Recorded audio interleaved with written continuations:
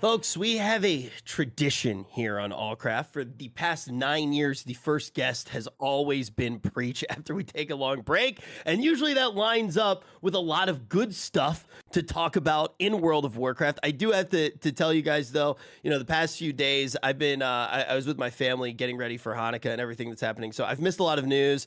I've missed a lot of stuff that has been going on in WoW. So I am a little bit behind. I don't really know what's going on. Getting ready for what? For the holidays. Oh, okay. I thought you said something else. That's supposed to be a fucking Christmas tree, man, because it's not working. That's not a Christmas tree. That's your Christmas tree, right? That is scuffed. That's a Texas Christmas tree. That's what that is. It's much more of it's a pile of clothes next to a bush. It's really rough in here, but my room kind of looks like what the past 4 years of World of Warcraft looked like, if I'm going to be completely honest. And the question that we have to talk about today is, has that changed? Well, here's a question. Preach, how much did they pay you to come back to the game? Oh, Ian's fucking. I walked into the campus and Ian rocked up with 2 bags of money with dollar signs on, and he just went, boom. We got what? This, He only baby. gave us 1. Oh, you guys don't ask for enough, man. You need to negotiate every single time. Wow, you gotta what work a disappointment. On that. I mean, I'm going to have to say, man, I went through. Rich, did you get a chance to watch through Preach's entire video? Yeah, so I watched the like really long video kind of talking about everything, but I saw that there was a new video like Mythic Plus and Final Fantasy 14, and I did not get to watch that one yet. Oh, you did it with Jesse Cox recently too. So those I want to talk about, even though I did not fully get to watch those, because I do think that Mythic Plus is something that we should be paying attention to, because the question is, how can that help this current expansion and how can it hurt it? I think there are a lot of pros and cons to Mythic Plus as a system overall, but I think start with that first video is definitely a good idea. Yeah, I mean, can you believe they did that? I actually can. You know what? You want to know what my honest opinion is? Like Blizzard communication and Blizzard channels with oh my god, with influencers. Fucking light mode. I hate to say the word. With influencers has gotten so much better over the past 2 years, and I think what really happened is that Blizzard basically said, listen, guys, our reputation is already in the shitter. Asmongold and Preach can't make it any worse. Let's be honest. Let's just let them do what they want to do. That's, I think, genuinely what happened. Kind of. Like, I sent them a question on, I was like freaking out. Can't get worse. It wasn't even that. It was just like I was watching that Dragonflight announcement pissed me off so much. Like I didn't know who the fuck that was made for. Right? It was like the Michael Bay Dragonflight announcement. It was all shiny like and shit. The announcement of the expansion, the first time. Yeah, where they had all the people around the table and they had 15 cameras and they were all cutting every 2 seconds. The conversation was like chopped up. And I was like, it reminded me of like the Nintendo adverts where they have like some Zoomers on a fucking top of a building in Manhattan who are like at a barbecue, and then there's somebody gonna break out some Mario Kart. I was like, who is this for? Like, none of us do this. This is how crazy. Do you do, fellow gamers? Yeah, exactly. And it just annoyed me so much because I've met all these people like pretty much, and they're not like this at all. And it just fucking annoyed me. And I wanted to play the game, right? I didn't want to quit. So I really wanted to play. So I just thought, all right, I'll send a message to see what they say. And we got a yes within like an hour. Like it was crazy. Yeah, it was nuts. Like they said yes, like almost immediately. And what really did you ask them? We were like, hey, can we come to your campus and just film everything? I sent them, you've seen it, the no clip documentary from Final Fantasy 14 when yes, I have. I said, I want to do this. I was like, let me come. I'll pay for the travel. We didn't pay Blizzard. Like so many people thought we paid Blizzard. I don't know what the fuck that's about. Yeah, I gave Blizzard money. I said, look, I'll pay for it. All I want is your time. But what I don't want to do is like a Twitch interview, because you've done them where it's like half an hour or an hour and you've got to fit it in. I was like, let me come and just like talk to you properly, back and forth, challenge it properly with as many people as you could possibly give me. And I promise it's not a hit piece, because they had no creative control, right? It was in my hands. That was the deal. I'm paying for it. I can make whatever video I want out of it.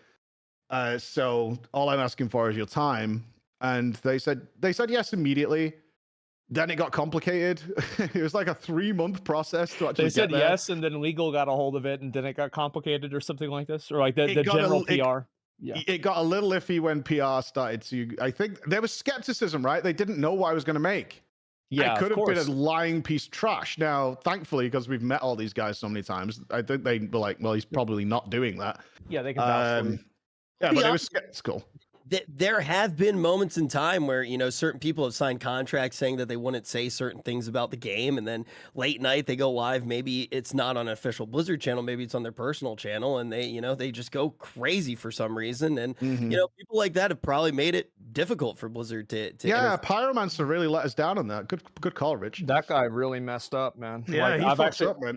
I've heard that he fakes his Final Fantasy 14 reactions too. So maybe Rich, you can commiserate with that as well. Yeah. But it got real iffy. We had to cancel the trip once. We booked and paid for the trip, and then we got a message like, this was 2 hours after we paid for the whole thing. Oh God! 2 hours later, we literally were like, okay, it's happening. We've got a date. It's set. Let's do it. 2 hours later, cancel it. Not happening. I was like, yeah, fuck, man. That's crazy. So it ended up actually happening. And so like, how long were you like really there? Like how many days were you in and out of the Blizzard offices or interacting with them? 3 full days. Because we originally, because it was so expensive, and taking time off stream is always expensive. Of course. I wanted to fly in, do it, get out, and get back, because I kept the whole thing secret. So we had like, you know, a few thousand people waiting for the stream on Monday, and I was like, and then the Pringles thing came out. Yeah. So that was, people were like, oh shit, he's gone for a week. But they weren't sure when certain people would be available. So they were like, you should book the whole week. So that's when I reached out to like Jesse Cox, Max. A massive shout outs to you, Rich, actually, because I didn't know you were living in LA. And I'm sat having lunch with Max. He says, you know, Rich lives here now. I was like, what the fuck? So I text you and you were like, oh shit, I'm in Texas. I will be on a plane in like 2 hours to come and see you. Like, I was like, but I still missed you. I tried. Yeah. But that was baller. I got a message back saying, "Oh shit, I'm in Texas. I'm finding out if I can come home."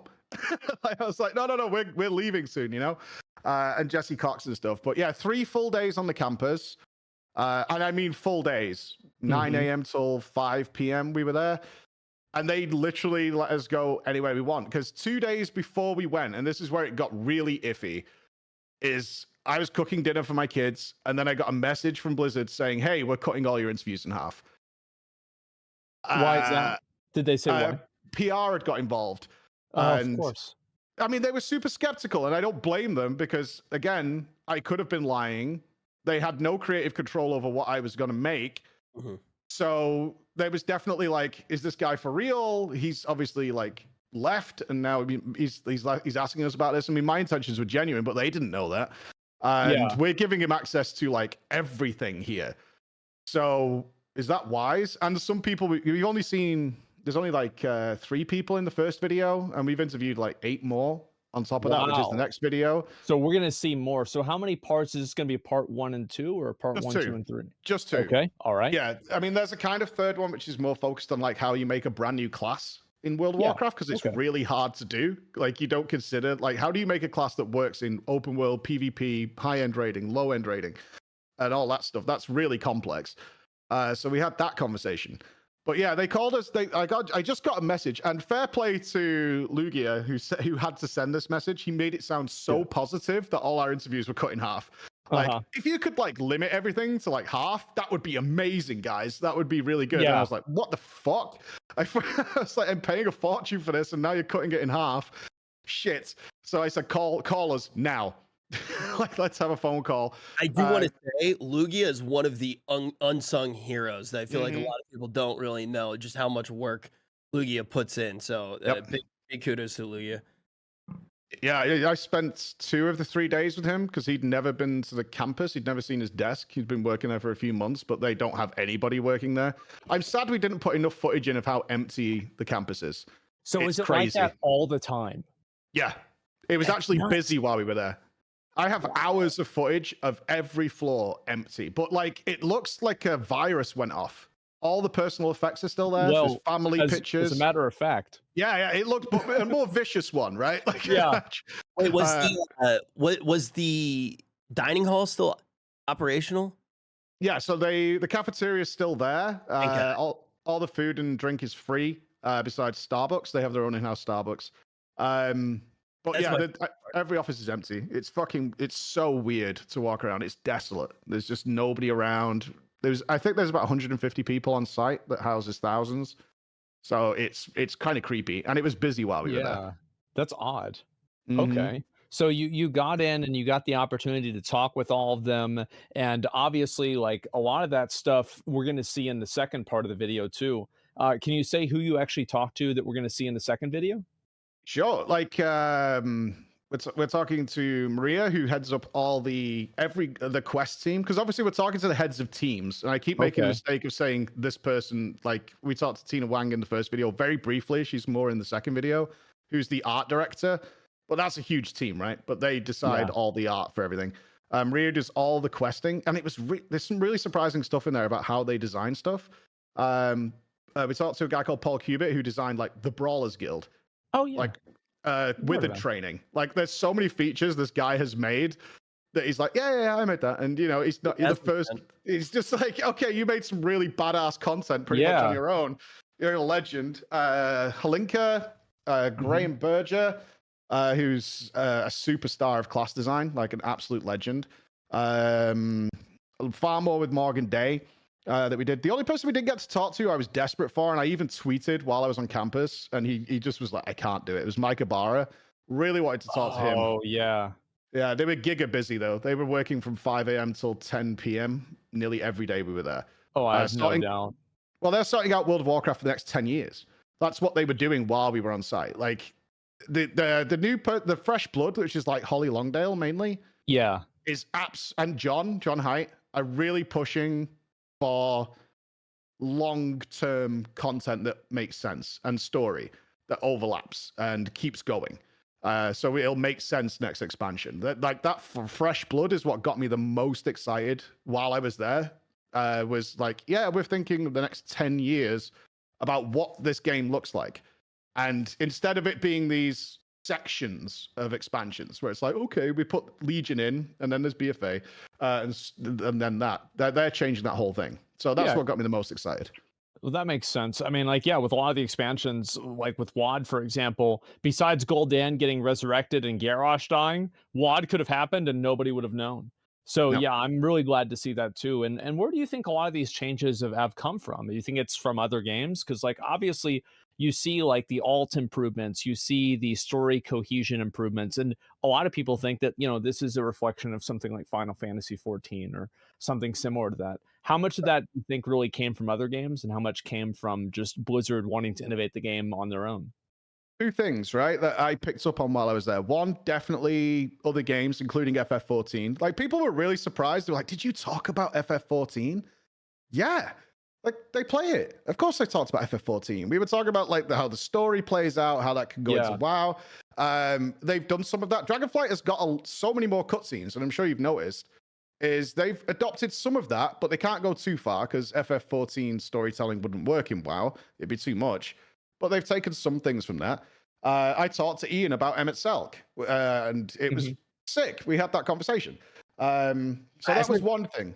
Does he not know who that is? I know I'm aware of the name. I've heard the name many times. Like, I've seen. I know he's the guy with the white hair and he has like the Garlean thing. That's all I know about him. Okay. He's pretty unimportant. Yep. Doesn't matter. I was just kidding.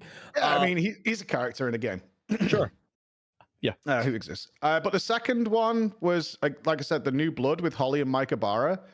Those two, I think, is the biggest influence I've seen, because a big message that came out, and it was subtly said to me a few times by different people, is there were rules in place of how an MMO should work, right?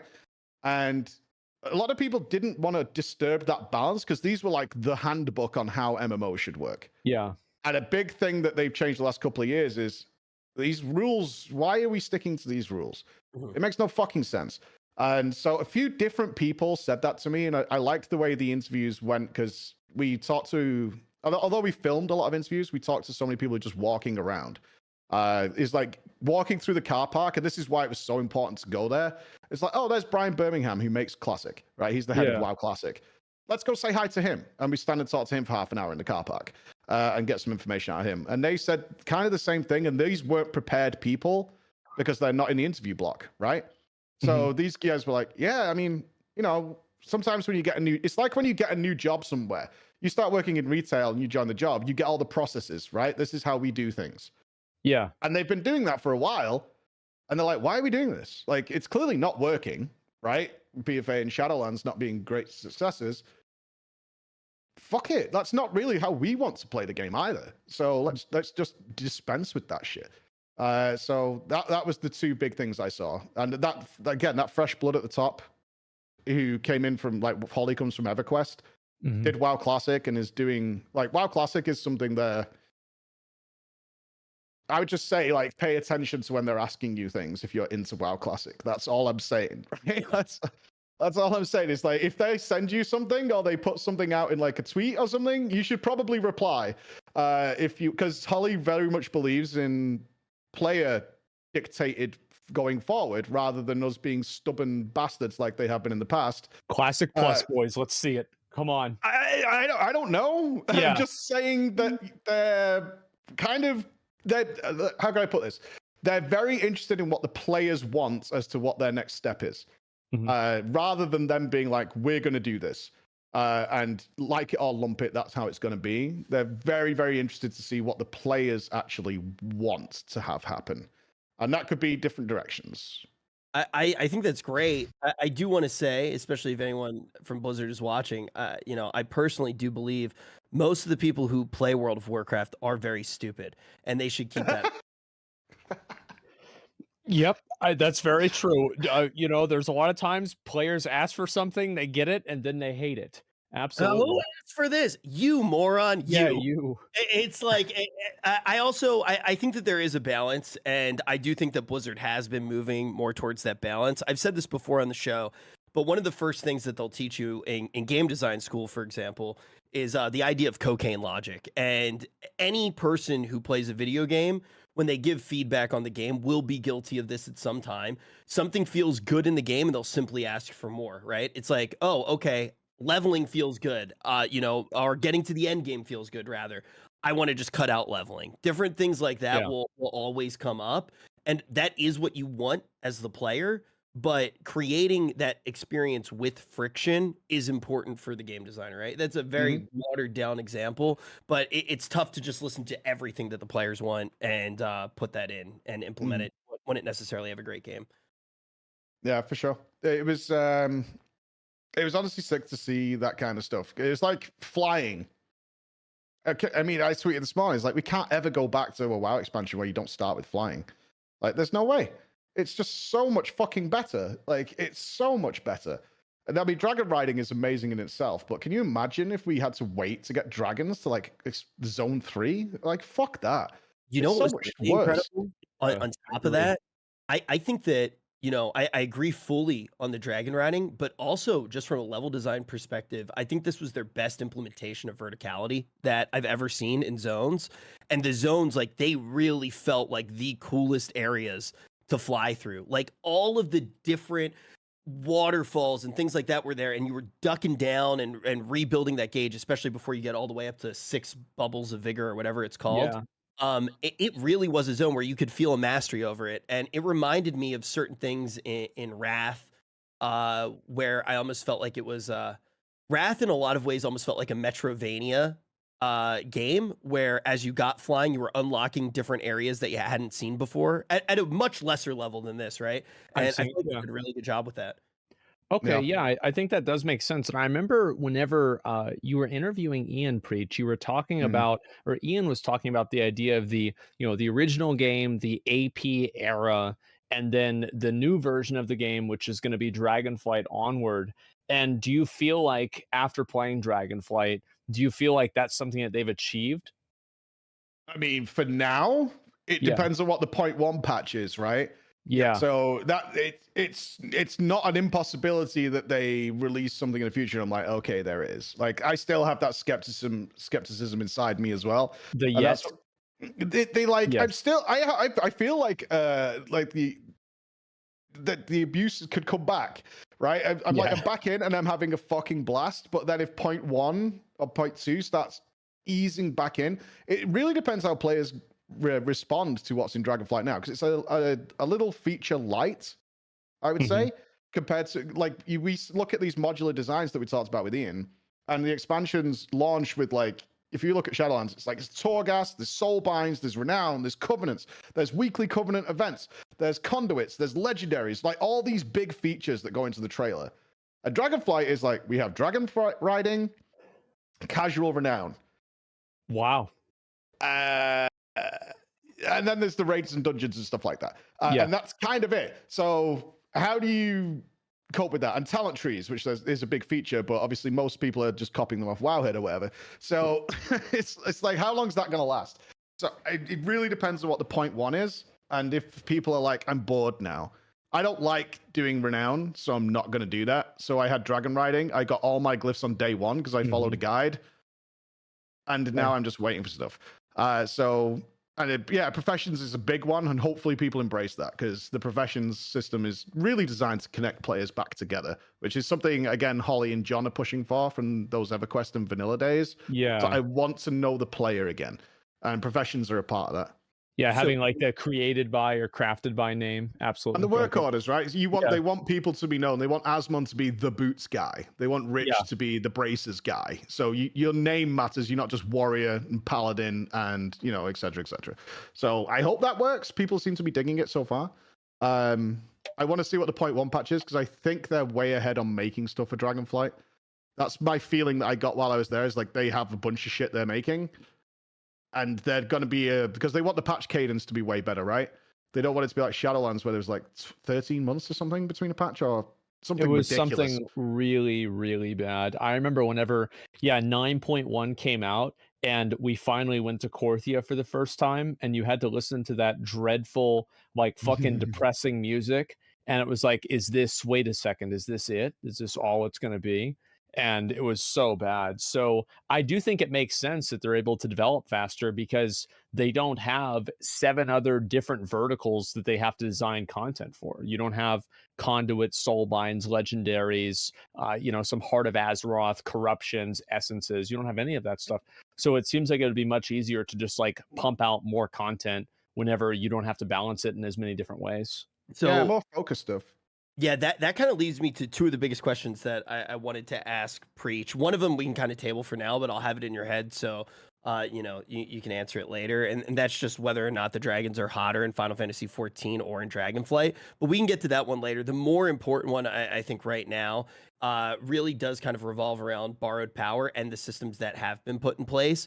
Because I think one of the interesting arguments with borrowed power. We've talked about borrowed power a lot as a group of 3 individuals. Like, I think most of the time that we have spent talking to each other on Allcraft has probably been about that. I think that one of the biggest problems, though, with borrowed power wasn't always the rewards themselves, but the systems that you use to get the borrowed power. And what ended up happening, at least how I felt, and feel free to disagree, Preach, but I felt like new reward system came out, and it was tied to whatever the new feature of the expansion was, that usually felt very heavy-handed, very forced, very much not like WoW. Think of islands, think of different things like Torghast, and you had no choice. You couldn't just sit down and say, okay, I'm going to play WoW. When you start off with an expansion like Dragonflight, do you think that systems like that can pop up and be thrown away if they're not good, instead of spending the entire expansion getting to the last patch just to refine one system? Like, do you think they have the freedom to throw away stuff that's not working, or do you think that they'll completely avoid stuff like that in general? The impression I got is both of those things are going to happen, right? So the idea that they're telling me, which is that what they're calling the 3rd era, because people keep arguing about how many eras there are. From their perspective, this is the 3rd, because there's vanilla through to mop, where they just added shit. They just kept adding and adding and adding, and then also building on everything that already existed. Then at mop, they're like, this doesn't work. It's taking us like a year to make an expansion, because not only do we add new shit, now we've got to bump up all the shit we already had. So then they go to era 2, which is the borrowed power, temporary stuff, right? This like, we'll make all these little features, and then they're designed to die. So that's like your garrisons and WoD, and then everything that happened since then. And that's what's dead now. But Morgan made it pretty clear. It's like, we're absolutely still going to do some features that are expansion specific and make sense to that expansion. But they're going to do it a bit more like Zereth Mortis. They need to carrot it. Like, they're very aware, and this is something that very stark to me when coming back from FF14 for a bit and playing some WoW, is people don't do anything in WoW unless there's a reward. They just don't fucking touch it. Ian backed that up. He's like, yeah, if we don't give you a good carrot, nobody touches the damn thing, because everybody wants power in World of Warcraft. That's the main driving force. They want numbers to go up. So they'll give you that carrot. It should take a couple of weeks, like Zereth Mortis, to get the carrot. And then if you want to carry on with it, that's entirely up to you, but you shouldn't be forced to do it. So they will do that. I hate to say this because I think that I'm going to sound a bit like a douchebag, but hey, I've sounded like one most of my life. I just want to throw out the possibility that maybe the systems that were getting added, it wasn't necessarily just because they were going for the reward, but the systems were not that good. Those new things that were getting added simply weren't that much fun that you wanted to do them. Look, I have always considered myself to be kind of a person who wants power in a video game. Like, honestly, even if I play a gacha game, I will spend more money than I should because it means that I'm going to get power. Like, I'm fucked up in the head. I know that, and I know that there are a lot of WoW players, not to that degree that they'll spend money on stupid pixels, but to a certain degree, they're playing a video game to power up their character and just progress over and over again. But when I played Final Fantasy 14, all of a sudden I'm a bunny girl wearing all leather, dancing around. That's not because I was trying to get power, right? Just the systems and the tools that were available to me were better than what I've experienced in any other game, so I was able to have fun with it.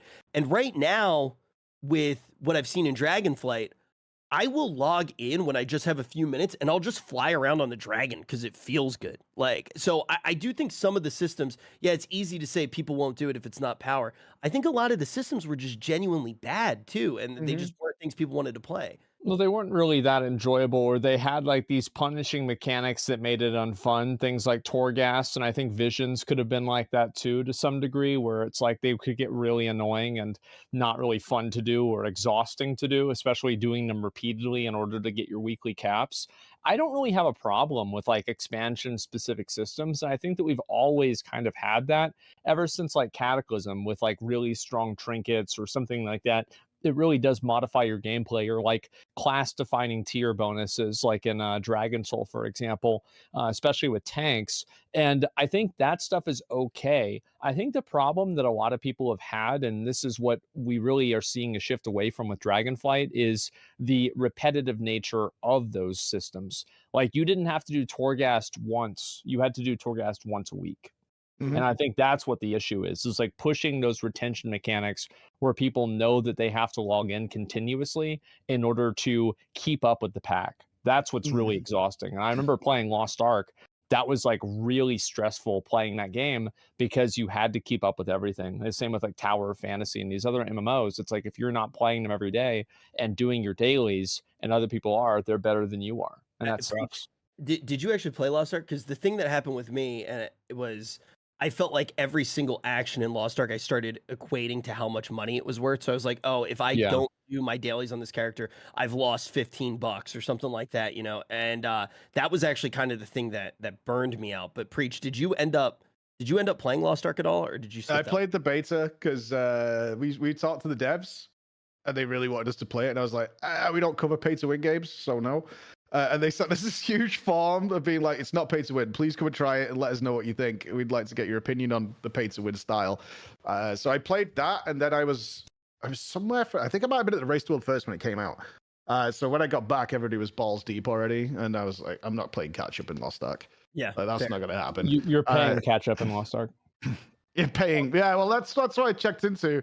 But in the WoW stuff, you're right. Like, Ian was quite open about this. It's like, if we make content, right? And this is something they've been considering, and why they didn't consider it earlier. And Ian actually said this, is like, it sounds stupid now when we talk about it, but if we make content where if you get to your reset day and you haven't done it, and you've had fun that day, you've been out with family, been with friends, been, doing whatever, and you get home and you're like, oh, I've got to log in and do my Torghast runs, because if I don't do them now, I'm behind everybody forever. And so, so the content's worthless. Does what that a make weird you relationship like WoW? with a video game? Yeah, yeah. what It's a like, weird does that make thing. you like it? And we're like, obviously not. No, that makes you fucking hate the game. It makes you not want to log in. Like, that's no good.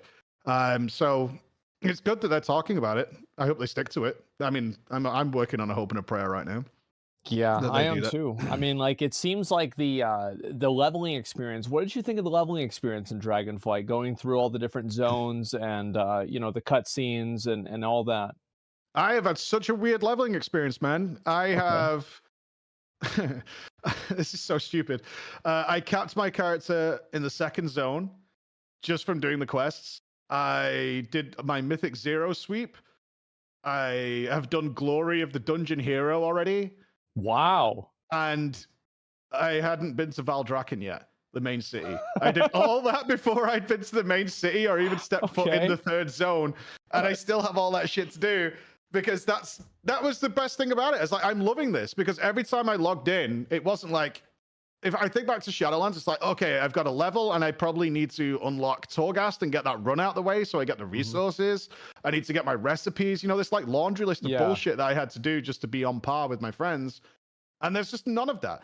So I've just done whatever I wanted to do when I logged in. I logged in, I was like, oh shit, let's go and do our Mythic Zero sweep. Hey, I want to go and do all my dragon glyphs or whatever.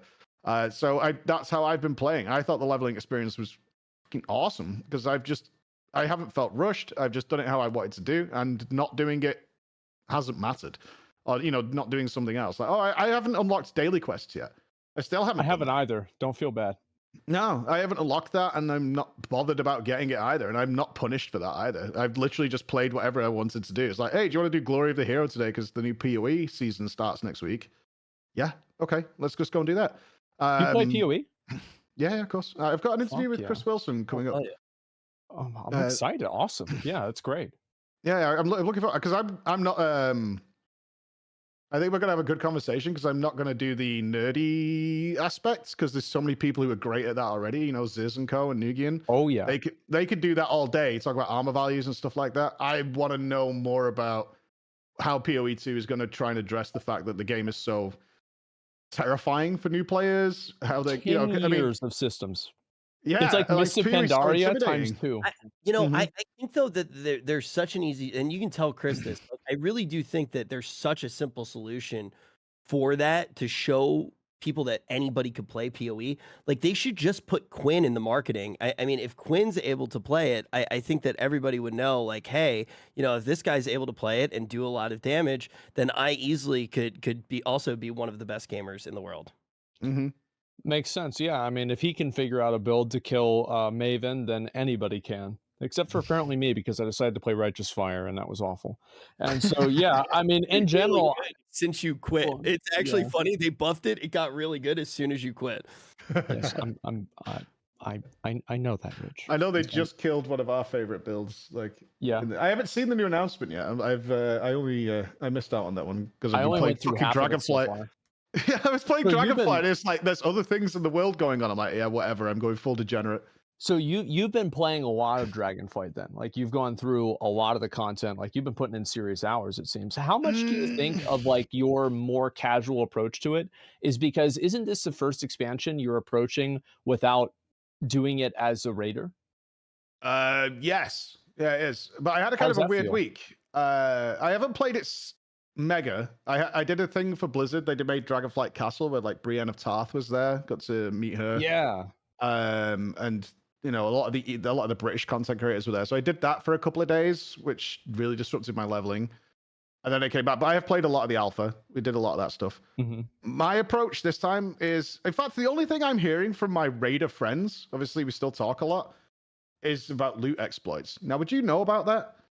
So basically, if we call it an exploit, like that's just one word that you can use, but you could also call it a farming method, right? And it's like if you are theoretically farming an NPC that respawns every minute that drops epic gear, and then having people feed you all the epic gear with tertiary stats and sockets on it, is that really an exploit if they're the ones trading you gear? Because if anything, I think they're exploiting, like you're just accepting a trade.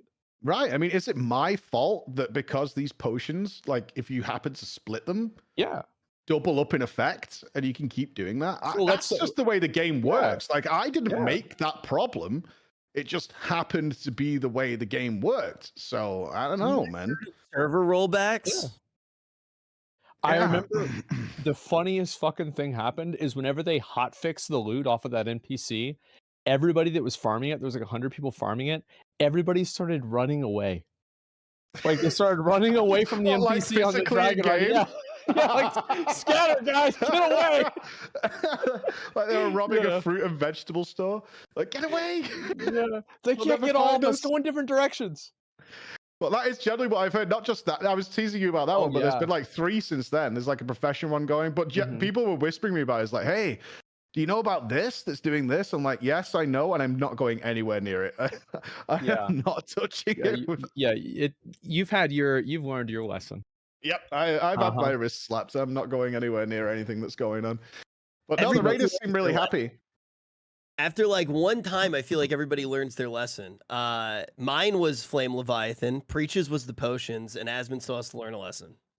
I've been in trouble multiple times. I made so many inappropriate guild names that my guild name of my personal guild is just El Banco's Guild. I was not allowed to make a new guild name. How did you land on El Banco's Guild then?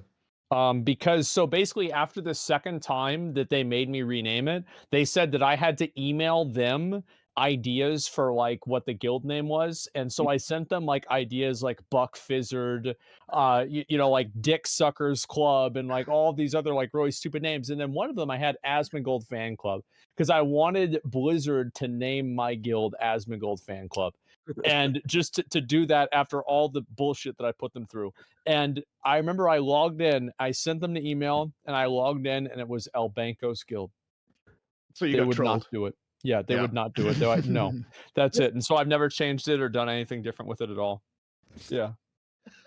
So I love that they came up with like such a generic, couldn't give a shit name. Yep, there you go. And that's what you get. And yeah, I mean, I think that really one question that I have is like, obviously, like whenever you go back to like the first week of an expansion, most of the time doing the content is enjoyable the first time around. What I'm really curious about is like how much novelty is dragon riding going to have in 3 months, in 4 months, in 6 months.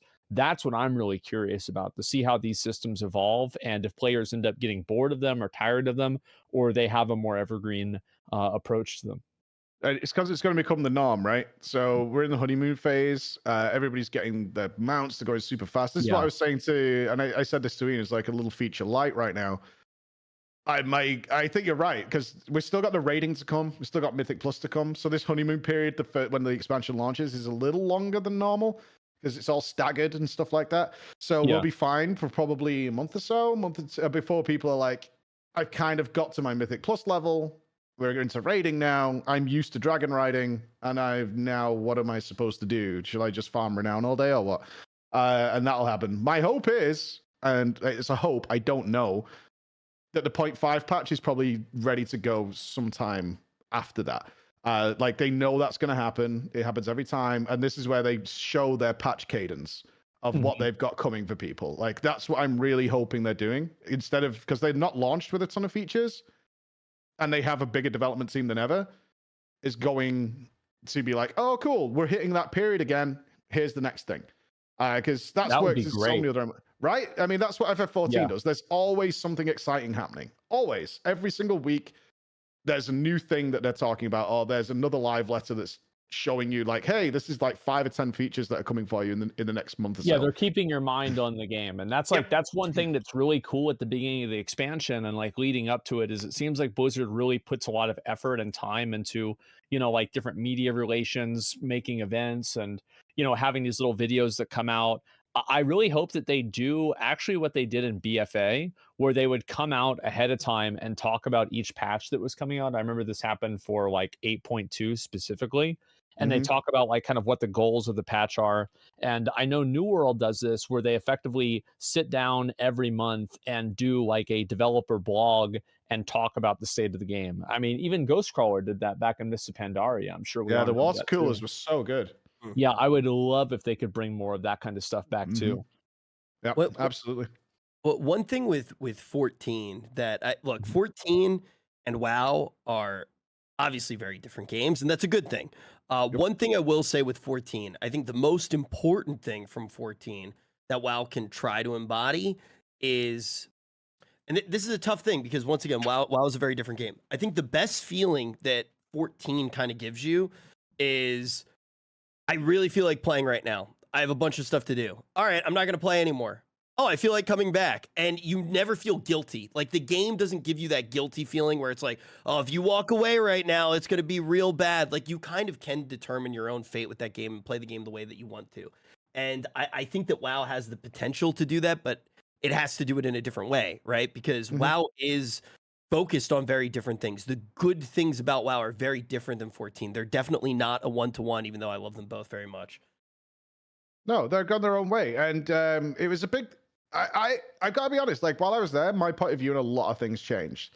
Like combat stuff, which is very important to me. You know, like, oh, my class is imbalanced. If you're a raider, it's like, my class sucks. I'm probably going to get benched. And why aren't they just buffing this and all this stuff?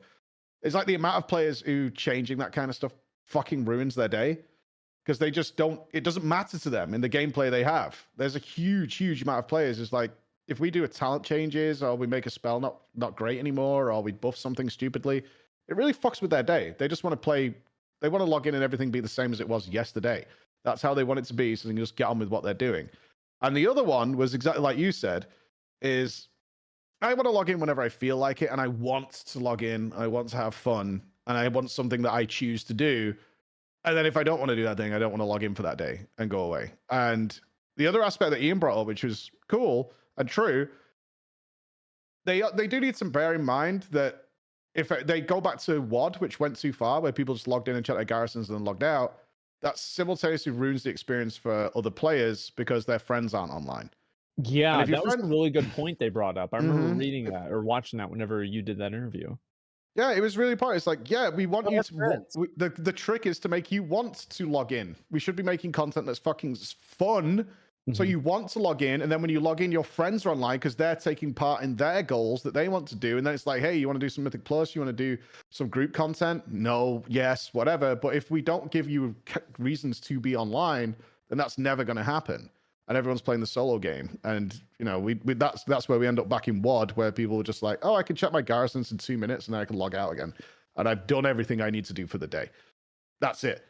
And it ruins the whole MMO idea, right? If your guild's not online, you're not playing. An MMO. Yeah, you're just like everybody's sitting in town, AFK.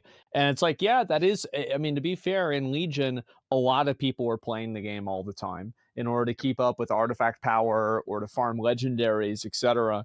And it's one of those things where, like, with Legion, I think because it was the first time it happened, a lot of people were more okay with it. And it's the same thing, really, that we're seeing with Pathfinder, right? Pathfinder and WoD was like, okay, cool, we get flying. Pathfinder and Legion, okay, cool, we get flying. Pathfinder and BFA, oh my God, we're doing this again. Pathfinder and Shadowlands, wow, I can't believe it. And so now we're just getting it again. I think that sometimes changing things up, even sometimes for the sake of change, can break up the monotony. And I do think, like, giving people more reasons to actually log on and interface and play with their friends is, like, huge. And, like, having cross-faction helps a lot with that too. Yeah. I mean, we went back as for the launch, and they were right. And we double checked this as well. It's like, what a reason for WoW's success was the accessibility, right? It didn't matter if you were a hardcore EverQuest player camping dungeons all day, or you were someone who was like occasionally playing Mario Kart on a Friday with your friends in your dorm. Everybody could play World of Warcraft, and you could level solo, and it predated Facebook. So for gamers, that was your Facebook. We just didn't know what it was at the time. It's like everybody was online all the time. And there was a documentary about this that some guy filmed in his dorm university. I imagine you guys have watched it. Yeah. It's taken down now. So I drew a lot of attention to it, and maybe you guys did too. And now it's gone. So I think the guy did not want that out there and forgot it was on YouTube or something. But they documented it. It's like, it didn't matter how relaxed and casual you were or hardcore you were. They were all on WoW all the time and talking to their friends and playing with their friends.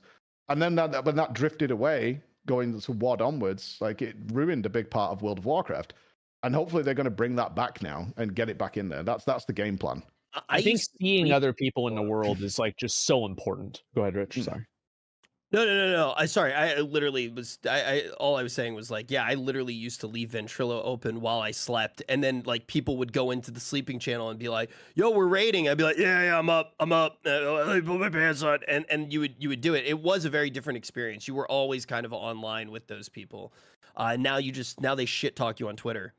Well, you have Discords. I mean, Discord has kind of shifted because I remember very clearly on like Friday night, I would play late and I would wake up late and I could hear my guildies talking from my headphones before I put them on, waking up in the morning because like everybody was in the vent channel and I was just in it overnight. And it was like, hell yeah, I'm gonna get a Gatorade. I'm gonna get here. I'm gonna play the game, and I'm gonna get in there with my friends. Put my headphones on. It's like, what's up, guys? I just woke up. What are you doing? And like, we go and run Karazhan together or something. Like that's what it was all about. That's what was so great about MMOs. And like, Preach, you're kind of right that like MMOs were the original social network, right? They were the original for gamers. metaverse. Yeah, it was a very niche. Oh, not the metaverse, hopefully, but the gamer one. Yeah, and I had the same experience as you guys. There was never. I knew with World of Warcraft, there was never a time I could log in and my dudes weren't online doing something. Yeah, like, it's just like jumping back in. Like, hey, what's going on? Oh, we're doing this. Come join in. Oh, they had my phone number for the Emerald Dragons, so they'd all be on. It's like, everybody give us your phone number, so that when the Emerald Dragons spawn, we'd all get a text message like, get online as soon as possible. We're doing the dragons. And the guys were always there. Did you do any of that in Classic, Preach? Yeah. Of course. Okay, yeah, we did the exact same thing where I would get text messages and like the notifications whenever a dragon was up, and then it was a pretty cool experience. I hope that they can bring more of that back because I think that social experience, especially with like Classic WoW, I think Classic WoW did such a great job bringing players together organically. It just did it with systems that people didn't like world buffs. So if Dragonflight can kind of find a way to reinvent that with the same way that they reinvented the talent system, for example, I would be so happy. So I actually had a really interesting conversation with some of the folks who are working on Project Honor, the game that OTK and Asmon and I have gotten a chance to really kind of see it since its early development. And the whole conversation that we had was kind of on the idea of what makes an MMO anymore. Because a lot of the game devs, would say exactly what Preach is saying. Like the original MMOs, they were social networks. That was one of the primary goals of the game, was to make sure that you facilitated that and that you allowed people to connect in that way. And now pretty much any game can have a lot of the capabilities that original MMOs have. Like it's not as unique, and it's definitely shifted. And one of the things that was brought up is it an MMO just based off of the frequency of interactions that you have with other players? And it wasn't really something like the dev was going, oh, okay, I'm 100% sure is this, or this is what it's going to be. But that was kind of what was brought up. But it's crazy to see how much the idea of an MMO has changed. Yeah, like that's why I asked John and Holly, because they've been in the game for like 20 years. It's like, what's changed there? And the big one is solo play.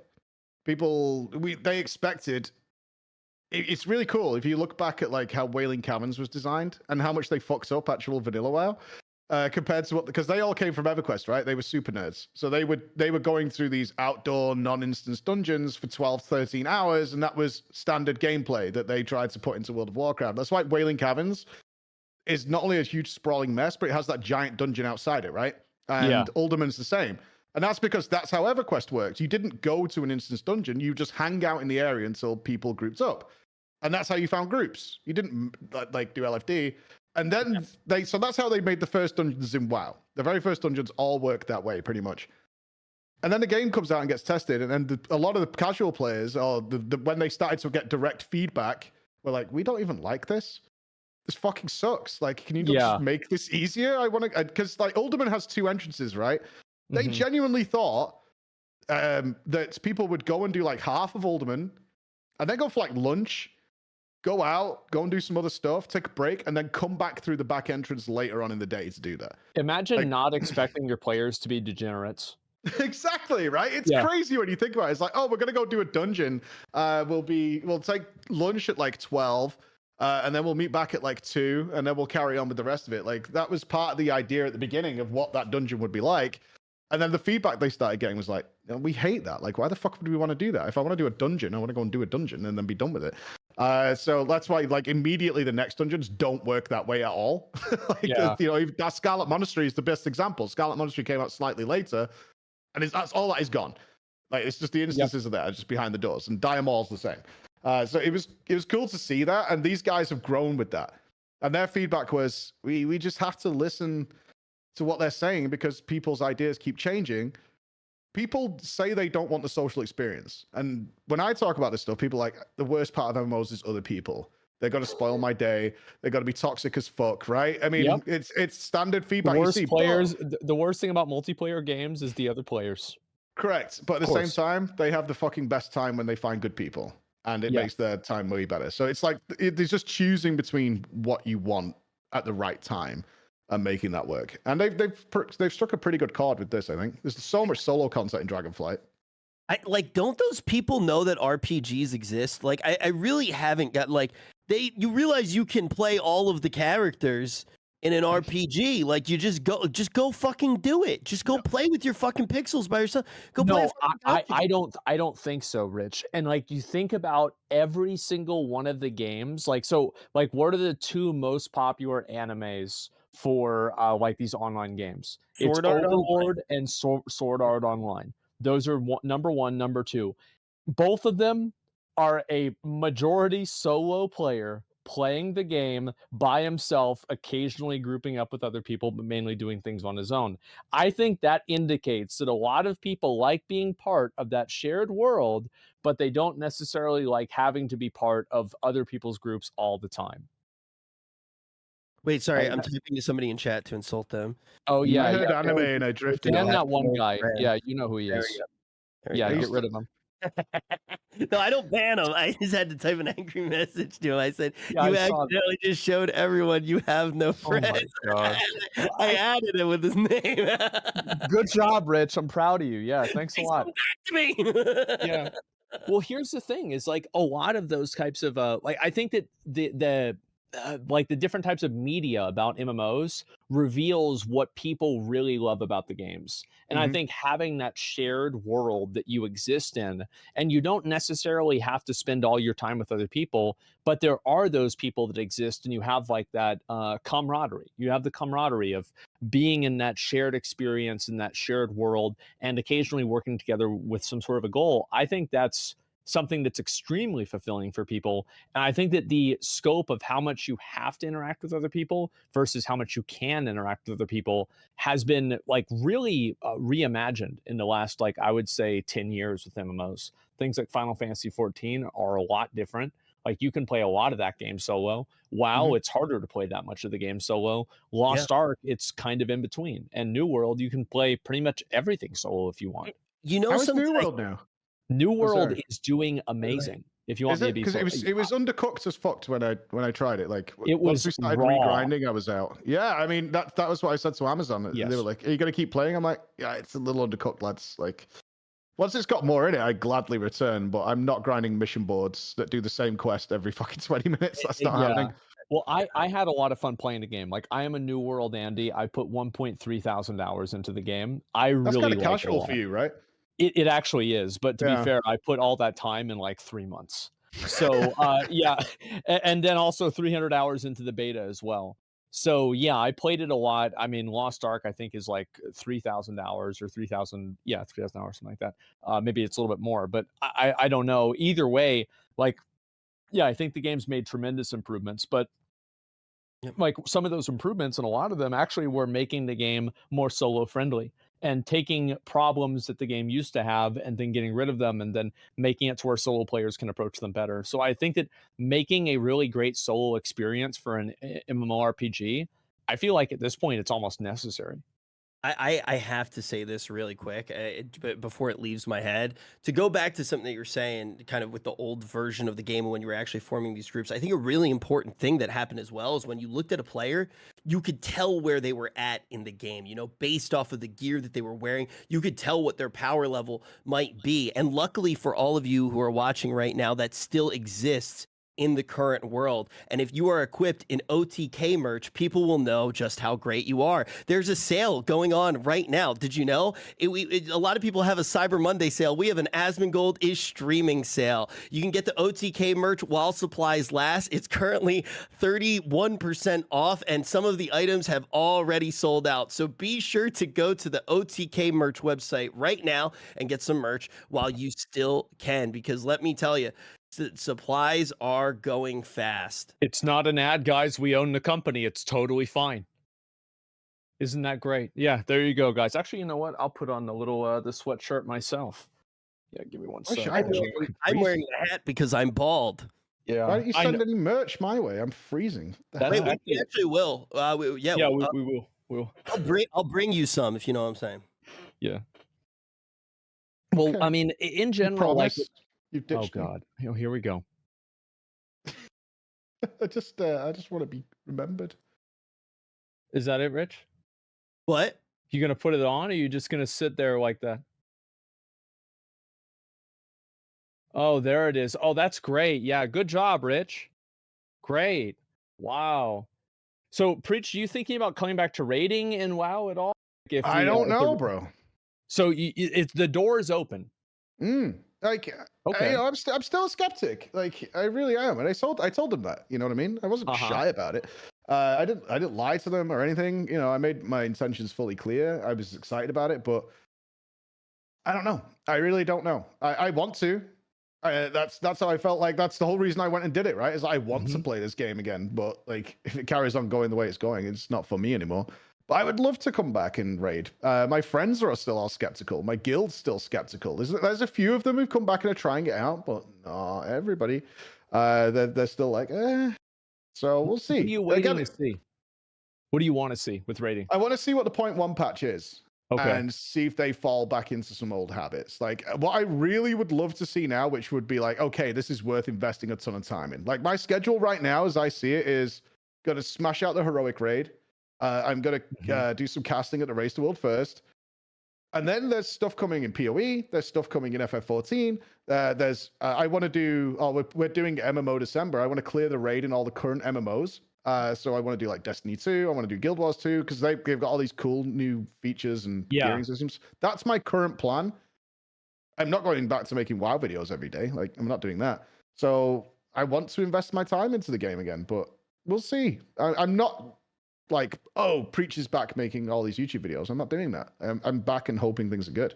Do you think that's like more healthy for MMO players to have like a kind of like a buffet of games to choose from, and then sometimes they choose one thing, sometimes they choose something else rather than just playing just one game? Because I think it certainly has been for me. Well, these tribalist guys, like, they're fucking crazy, right? Like, I must invest my whole life into Coca-Cola because Dr. Pepper is the devil. You know, like, what the fuck is wrong with you? Like, play whatever you want. For real. Like, why not both? Why not everything? I don't get it. Like, these wars that people have, like, people got upset when I said, did you talk about FF14 at Blizzard? I'm like, yeah. As if like they would get a knife out or something. I don't fucking get it. Yeah, you get kicked out for mentioning it. You know, if you say cat girl, you're removed from the campus.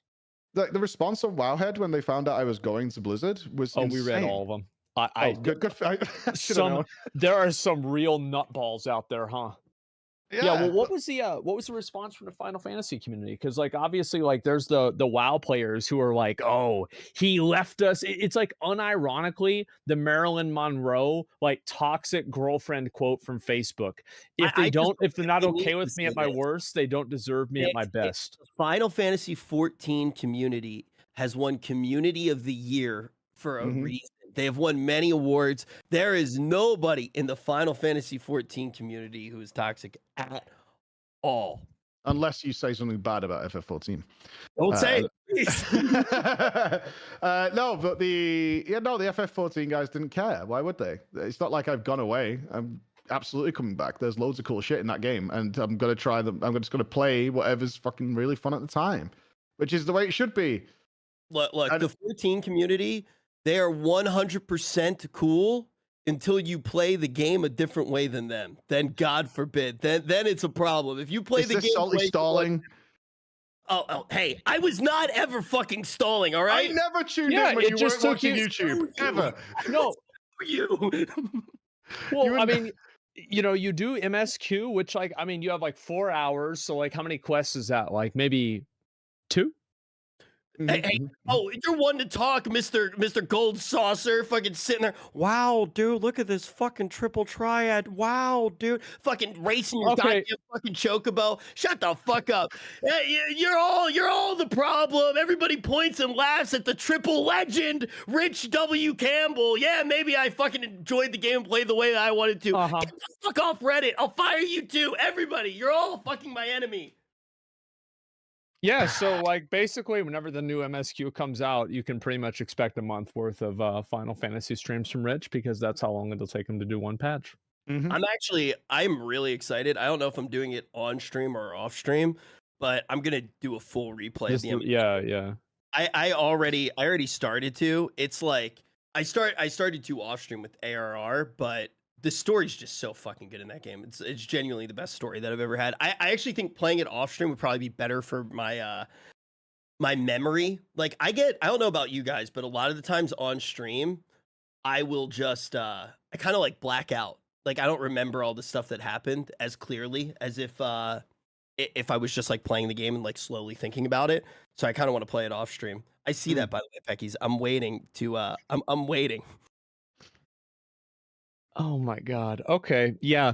I mean, I think that really like having a bunch of different games for people to go around and play actually takes so much pressure off of Blizzard, and they don't have to constantly figure out a way to keep someone who wants to play their game 8 hours a day, 7 days a week, happy and satisfied. That's that fucking rule, man, that I think's changed. Yes. This is how we make MMOs, right? We've got to give them a reason to be online every day, otherwise they'll leave. Yeah. Like that's part of the shit that I think has gone away. It was like subtly hinted at.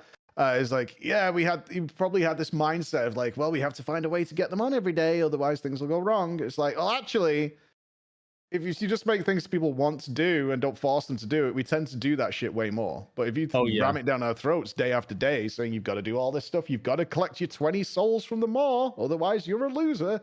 Like, I'd just rather play something else. Like at that point, I feel like every WoW expansion, and this might seem really dumb at first, but bear with me. I think that every other expansion, when you start to play it, there's like a clear feeling that the goal is to try to make it the best expansion ever, right? To try to revolutionize the game in some way. And although that doesn't sound like a bad thing, right? To try to make each expansion the best thing ever, they always try to accomplish it by adding to the game in like this new crazy way when everybody just kind of wants World of Warcraft. At least we want just to play World of Warcraft. And I feel like with this expansion, I don't think that it's the best expansion that I've ever played, but it's good and I'm happy and I'm looking forward to playing more.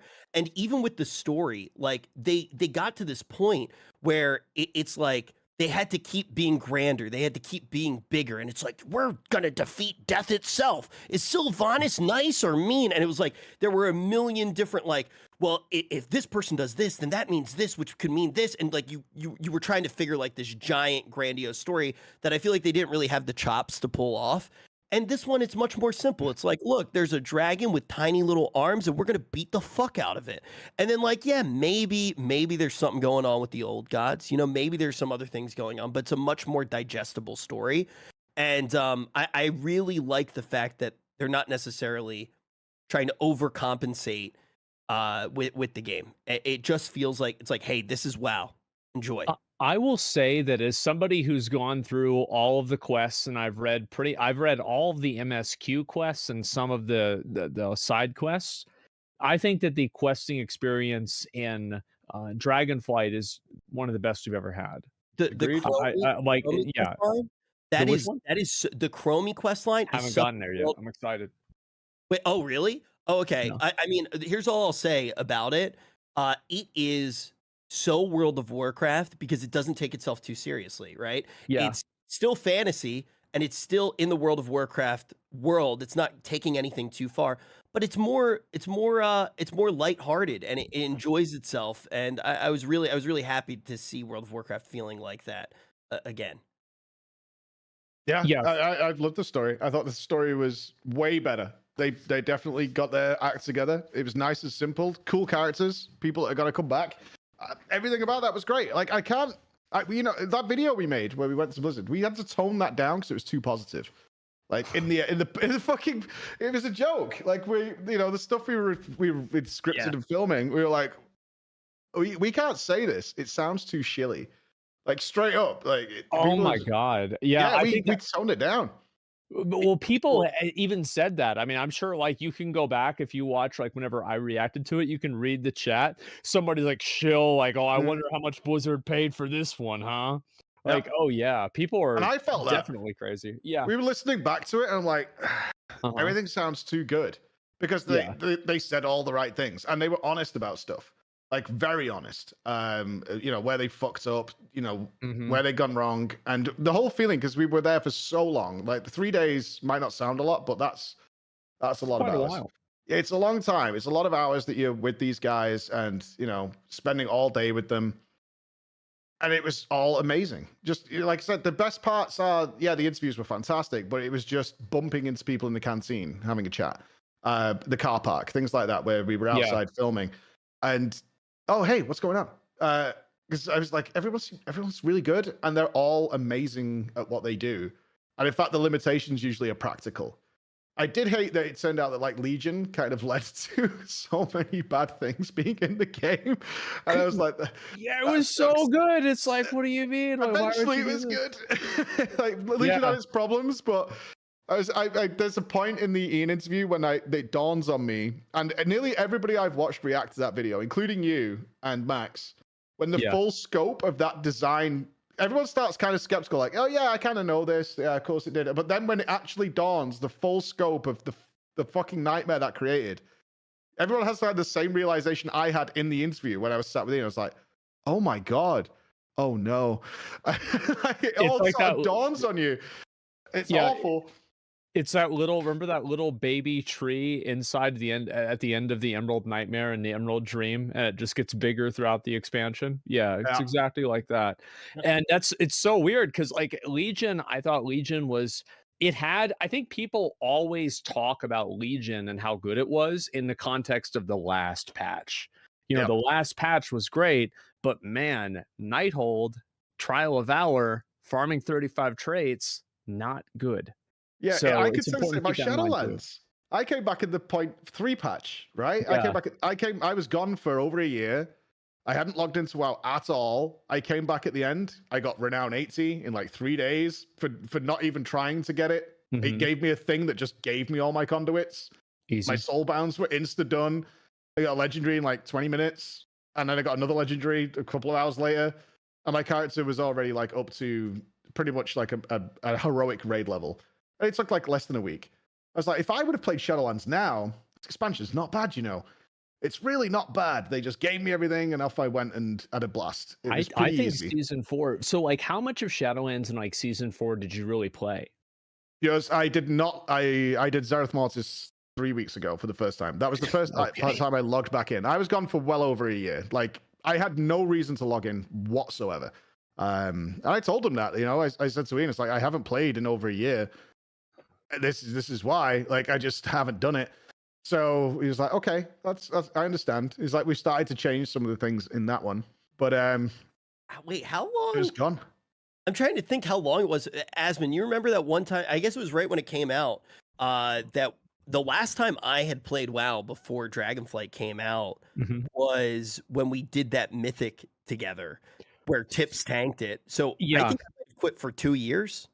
Yeah, you just pretty much stop playing. Like I go back and forth. Like I will play WoW like a crackhead for like 3 weeks, and I will farm every single possible thing, and then I will just hard stop it and play something else. Like it's like one of those reptiles that doesn't know how much energy they have, and they just keep running until they just drop. Like that's the way I play the game a lot. And so the way I did that is like, I farmed all of the Season 4 stuff. I did all of that stuff. It was really actually enjoyable. I was very impressed with how Blizzard did Season 4 and how innovative it was. And whenever I think about it, Season 4 is the first time that we've had since like, I don't know, probably like maybe you could say Mists of Pandaria with some of the weird items, or it was a handful of things. But like, it was the first time that every raid in the expansion was relevant in the expansion. And I think that is so good. Like, I don't know how you guys feel about it, but it is very disappointing to me whenever a content patch comes out and then the previous raid is like not relevant anymore at all. Yeah, yeah, when they kind of like nullify. Yeah, we talked about that a whole bunch. curious to see how that's going to happen. Like in this expansion.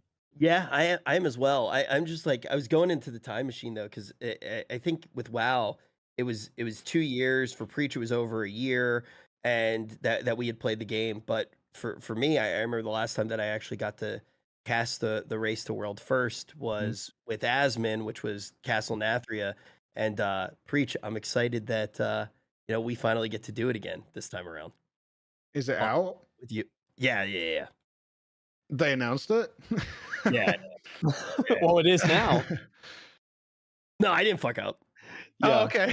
We're good. They announced it about 20 minutes ago. Yeah, we're all good. Hey, yeah, we haven't done this since. I was so excited to find out you were coming, actually. Because we've not done it since N'Zoth, because we did a whole casting session talking about tentacles. That was it. While I was sitting on your lap. That was also when I found out I was going bald. What, by looking at my shiny head and seeing your reflection? Is that what it was? By you telling me. You basically were like, get ready. But yeah, no, we're going to Switzerland, buddy. Me and you. Yeah, dude, it's a great lineup. We get to go to Switzerland, hang out like the goddamn fucking piece of shit camera. Best host. 10 out of 10. Absolutely. Oh, I'm actually going to be on this. You're coming? You're coming to Switzerland? There's no way you're leaving your room. Okay. You're right. Absolutely, you're right. Uh-oh. Jewish. Don't do this to me. I'm fucking Jewish. Oh, no. Oh, my God. Oh, I don't know. So fast. There we go. There it is. Oh. Welcome back, you. Me. Yeah. That's better. So I wasn't sure, because I remember you guys talked to me about like being part of it. I didn't know if I am. Yeah, I'm going to be part of the world first race. God damn it. In what capacity? What, are we remoting you in or what? I guess so. I'm not really sure exactly. Can you not just come and say hi once? Yeah. You get invited to PreachCon how many times? Look, man, like anytime, if I ever go over to like Europe, we will absolutely 100% hang out. Like I absolutely. So that's a never then, right? It's a possibility. It's a possibility. What would inspire Asmongold to leave the US? You guys don't know yet. Each other in person at like a BlizzCon, right, or something like that. I've never met Preach. I've never met Max either. There's a few people who like I talked to for like years. I've never met Bellior in real life.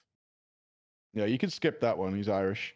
Oh yeah, good point. Yeah. You want to be careful there. Yeah, I mean, I'm just like, I think the race to world first and everything it's a pretty big event. It's gotten to be like really, really big. And so I'm curious to see how long it's going to take this time around, because like I was talking actually to Max about this the other day and last night actually. And it's like, he was saying like with group loot, like we're going to have all the loot. And I'm really kind of curious to see, like, is it going to be like a 3-day race, 33-day race, something like that? I don't know. 6 days. Yeah, 6 days. I'm going 6 days. I think Liquid claims it this time. I've got a feel. I mean, they've got casting for Echo. I'm casting for Echo, but yeah. Roger told me that he thinks it's going to be somewhere in the area of like that 6 to 7 day.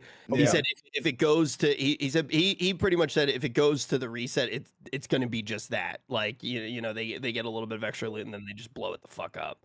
Yeah, another year situation.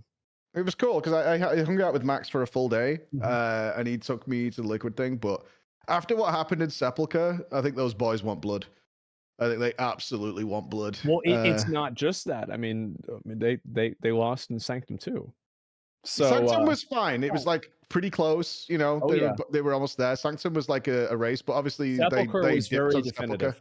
Yeah, and Sepulchre was like mentally breaking for those guys. So I think they're after blood this time. I really got that feel from them. I absolutely hope so. Like, I think that makes the race much more exciting. Yeah, I remember whenever we had the Castle Nathria race and they were both pulling the boss and they were getting like sub 20% pulls. That's really cool to watch. Oh, I mean, I fought for years for both of them to fucking work together, for Christ's sake, so we can do like the Super Bowl of raiding. I think it'd be sick, but they won't. So yeah, I mean, it's tough. I mean, we obviously, you know, that was something that, you know, we had kind of tried to help bring on in a big way, but you know, it's a very complicated thing because it's all eyes are on you, and it doesn't happen very often, right? So everybody's trying to take care of their own best interests. Oh yeah, people are trying to do whatever they can to like, you know, like make sure that they're able to keep doing these races. I mean, that's really the truth is like being able to set aside that much time, especially prep time ahead of time, like it's quite a lot. So but I want to say, I mean, Blizzard, I think they did a really good job. You know, like there aren't as many moments for a World of Warcraft player to be able to live that lifestyle. Blizzard did a great job by not doing anything. No. Very true. I wish Nintendo could take notes by adding the pets and by adding the drops. I do think that helped a lot of the content creators who have played WoW for a very long time and play a lot of WoW. I do think that was a big deal and a step in the right direction. Yeah. Did you get 8,000 subs in 1 minute? Because I mean, that's just the norm now, right? Right now we are at, let's see where we're at. 400 sorry, not 400. 44,883. And that's why that quest stands proud behind you. That's right. That's exactly right. That's it. Yeah, for 50,000 I'll punch it. You know what's sad though, right? That's a huge amount of money, but you made way more money talking about a $2 fucking steak. I have no idea how I got so much content about it. I don't know. Like, it's just like I made the video and I'm like, you know, I haven't put out a YouTube video in a while. I might as well go do this one. And then I'm like, yeah, so I'll record this video and I'll, you know, kind of be like funny in it and I'll talk about what I'm doing. And then like the video has like 1.5 million views. There's like dozens of other people that are making the steak and then making content out of it. And then of course, what did I do? I react to them doing their version of the steak and then I give my feedback on that. Like I've made so much money off of a $2 steak. This is like I've made more money off of a $2 steak than if I had invested those $2 into Bitcoin in 2009. It's a lot. Bizarrely intriguing is what it is. I mean, this isn't offensive, but it does feel like you're looking like, you know, it's like in the zoo. That's what I was about to say without offending you. It's like looking at something in the zoo because like nobody lives this way. That's right. You. Yeah. It's like, is this a real person? And then you're going to the other videos and it's like, no, there's no other. I mean, he's pretty much the same. Like, what the fuck? How does he exist? Like, how is this? There's no way. Like, what is this? Like some sort of like method acting? Oh, absolutely. I think that's the best part about it. I love how dumb you play it though. Like, he can't figure out how a screwdriver works or a pan. Like, this is some mystery technology you just found on Earth in a spaceship. It's like, and that's fucked up now, and I got to clean this, and I don't know what's going on. I think that like the best part of it for me was whenever I took the yogurt that was expired out, and I said I'm going to throw this away, and then I just put it back in the refrigerator. That was the best part. Whenever I went back and watched it again, I'm like, okay, yeah, this is absolutely going live. But there are parts of that genuinely are not an act. It's important to keep that in mind too. Oh, for sure. I mean, that's not like a set. I mean, the first question, I said this when I saw it because I only watched it last week because I didn't want to see it. I didn't want to see a $2 steak. Is it when Rich went to your place? I went, Rich. So is it really a mansion and like the bedrooms are set, and then behind it you've got like you know, this beautiful home, well kept, everything's awesome. He's like, nope, no, it's not. The reality is there. It's not a crack house. It's a crack home. I still believe it's tidy. I would eat that steak though. It looks fine. Steak and potatoes. I didn't see the problem with it, honestly. Oh yes, I eat a very well. I don't know about balanced diet because I eat gummy lifesavers and cookies every day too. But besides that, I have relatively healthy food. I don't eat like anything that's like super fatty or anything. It's pretty much just beef jerky, steak, and Wendy's and Chipotle. That would be the majority of all of my food. I've never had either of those things. You've never had Chipotle? No, like I was obviously I was in America a few weeks back. Oh my god, yeah. But everyone treats us so nicely because we're always there for work. I haven't done a vacation in the US for ages, and everyone really treats us so nicely that Chipotle and stuff is just not in the thing. Like Blizzard took us out for a lovely meal, and then they took us for sushi. Max took us to a wonderful Korean barbecue place, and we don't eat like that. I mean, even though I'm big, we don't eat that much. Yeah. So I'm full for the whole day. If you go to a US restaurant, I don't understand how the portions are so big. I don't get it. I don't either. I've lived here my whole life. I completely agree with you. Like, I'm not a big eater at all. Like, you see, that's a very small meal, and that fills me up. I feel good. I don't even eat 3 meals a day, and I am totally I don't blame fine. you. I really There's no don't. reason to. Like, I have to save up all day if I want to go out to a restaurant and eat the entire meal. Because The I'm only not thing a big I could eater at all. figure is that you guys naturally take home like half the meal to eat for like the next couple of days. It's the only thing that made sense to me. Some people do that, to be fair. My dad does that. He will go whenever I'm paying for it. He'll go, we go to a restaurant and he'll order like, it's like instead of a 1 meat plate, it's a 2 meat plate. And then the other one, let's get that in the go box. And then I'm going to eat that tomorrow. You know the tweet we did with Ian, right? Where I had to give him a Pringle. Yes. So that's choosing what crisps, potato chips we were going to use in that shot took like 35 minutes in a US supermarket. There was 8,000 brands of potato chip. Yeah. And before we went, the communications team, you've dealt with Linksy and Lugia and Randy before. Yeah, they're great. They're amazing. They was with us for the entire trip and so good to us. It was crazy. And they were talking about the potato chips before we went. It's like, yeah, Ian's down to do this. It should be pretty funny, I think. What chips are you going to use? I was like, it doesn't matter. We're just going to use some potato chips. Because I was basing it on the UK, right? So I was like, okay, we'll just use whatever. No, we need to get something special, blah, blah, blah. I was like, don't worry about it. We're just going to pick something from the store on the way to shoot it. And we got in there. You guys have 8,000 different types of potato chips that are all in these giant party bags. You have no normal size, or what we consider normal size potato chips. And they're all child so loud. Size here in America is whenever the food and the portion is the size of a child. Pretty much. It made no sense to me. It's like, where's the single portion? Where you would have for lunch or something? They don't exist in this supermarket, no matter where we went. And then all the bags are super loud. So it actually took us 35 minutes to decide on Pringles, even though nobody wanted them at the time. Because they're quiet. You just had to use them as a prop. Yeah, and because it made no sound. That was the only reason we went with that at all. Is like Pringles are quiet. And I think we ate 2 of those. He didn't even want one. And it's just the fact that because of the American food system, it took us like 35 minutes to be like, okay, if I buy this giant, it actually covers me up if I buy an American-sized bag of potato chips for this scene. It's so dumb. It'll hide the orc statue. It's fucking crazy. Get a little Pringles. It's nuts. Yeah, speaking of American food, I am so sorry about that. I sat down to pee and accidentally started pooping, and it was, so that's where I was. I'm very sorry. I'm gonna be totally honest, Rich. I didn't even realize that was just like a fake Rich that Pecky's put up. I just thought you were sitting there quietly. You clearly don't know me then. What? I was surprised too. I've never done that. Yeah. Yeah, no, I literally sit down to pee a lot of the time, and that one just turned. Why are you telling us?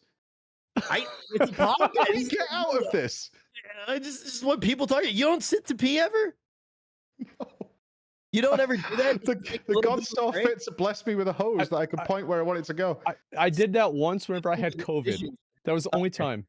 I like to make the choice. I like to make the choice because then it makes it feel more powerful when I stand to pee. I run. That's good. Oh, like Superman? Oh, that's wow. That's really impressive. So, Rich, how's your Dragonflight experience been going? Honestly, about as good as that shit was. Just kidding. I really will say though, Dragonflight, it's got a lot to show us still, and I think Preach has kind of nailed it on the head. I think that this is exactly what the leveling experience should have felt like. And it's a return to a more classic World of Warcraft in a lot of ways. But one of the things I actually wanted to ask Preach about a lot is Mythic Plus. And how do you think Mythic Plus should maybe behave or be slotted in for this expansion? Because I think Mythic Plus, although it's a great system that a lot of people love, I also think it does bring up a lot of problems, and it tends to be one of the most redundant things that happens. And now, you kind of take a look at some of these dungeons and go, okay, are they good enough to play for 2 years and to play multiple times each week? Like, are they really that good? Do we want the same rewards to be repeating throughout the entirety of the expansion? So I'm really curious what you think should happen with Mythic Plus. Well, that's all going away. Like they're changing that, right? They're going to cycle the dungeons every season, which is great. So you're not just playing the same shit all the time, and you're not getting the average player base being so good at it that if you go away for a bit and come back, they've mastered every skip. And if you don't do it right, then you're pretty much trash and a bad human being because you've not kept up by watching Gingy for the last 3 years, which is super frustrating because they're already putting skips in that are really awkward. Like people always do that in WoW, though. It's not going away. And now you can get pretty much mythic raid gear from doing it. So you're not forced to raid as well, unless you're super high end and you want to min max every single element. You can get whatever you could just play Mythic Plus and have pretty much BIS gear, or as close as possible for what you're doing. Like the changes they've made, I think are really good. A big thing we talked about, because if I don't know how much you keep up with other MMOs, but all these ones that have gone 10 years plus, they're all going the evergreen route now, and that's why I was so shocked at how they've been designing WoW for a while. Is like they put millions and millions of dollars of R&D into making content, and then ditched it. Like, oh, the new expansion's coming, let's just get rid of it. And people are going, well, I loved doing that. It was good. There's nothing particularly wrong with it. So now they're bringing it all back and making it relevant forever.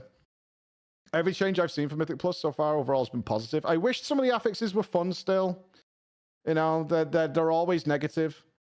I prefer more. The new one's it's bland. It's got some kiss curse elements. So you can do some stuff with it, but I don't feel excited about most weeks of Mythic Plus. I just look at how heavy the axe is that's, going to stick in the back of my head.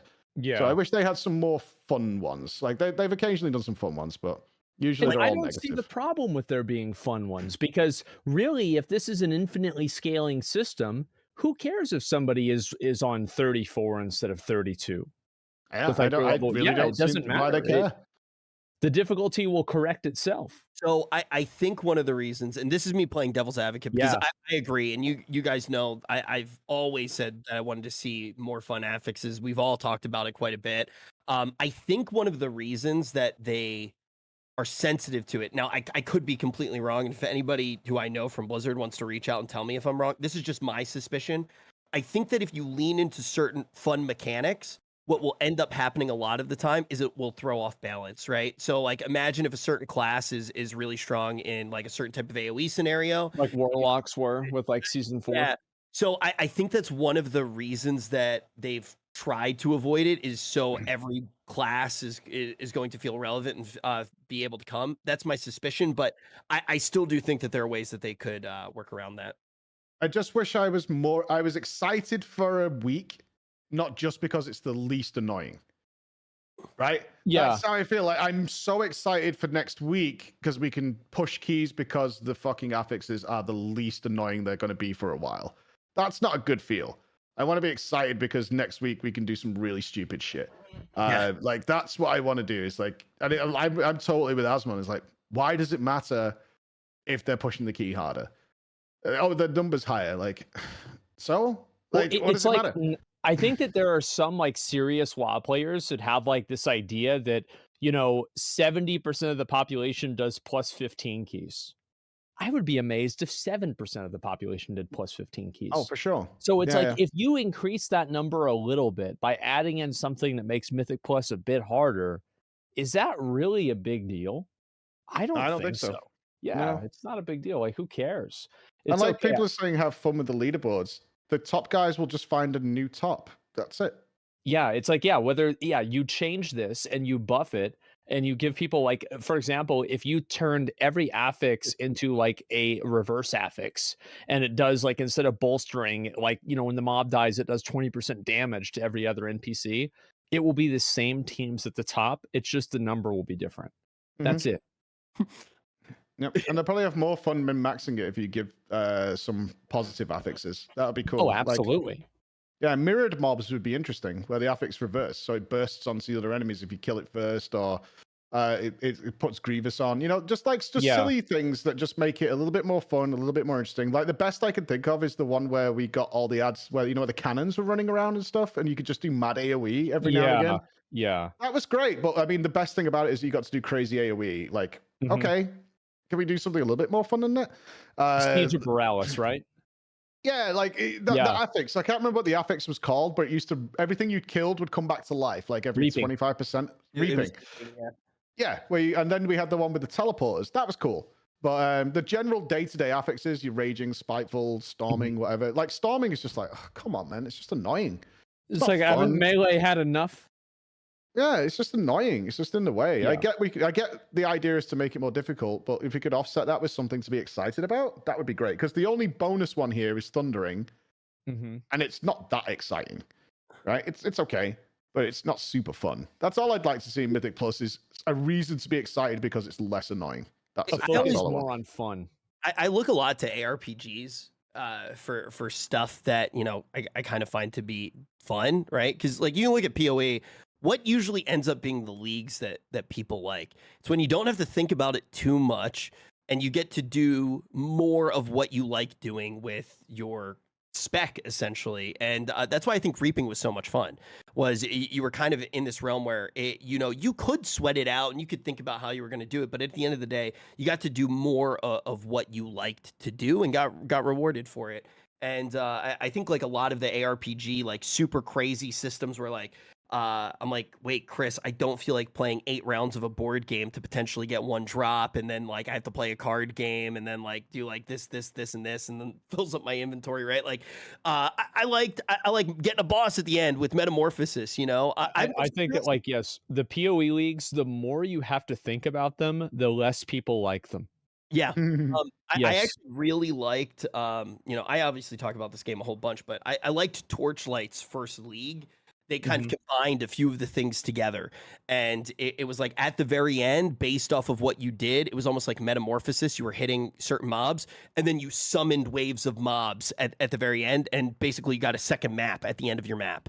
And I thought something like that was super cool. I would love an affix in WoW, though, that was almost like Metamorphosis, with a league specific reward where based off of like certain mobs that you killed or like an order that you killed them in, you got a boss at the end with like a different loot table. Like something like that I think could be really cool. And I think that they're good enough game designers to pull something like that off.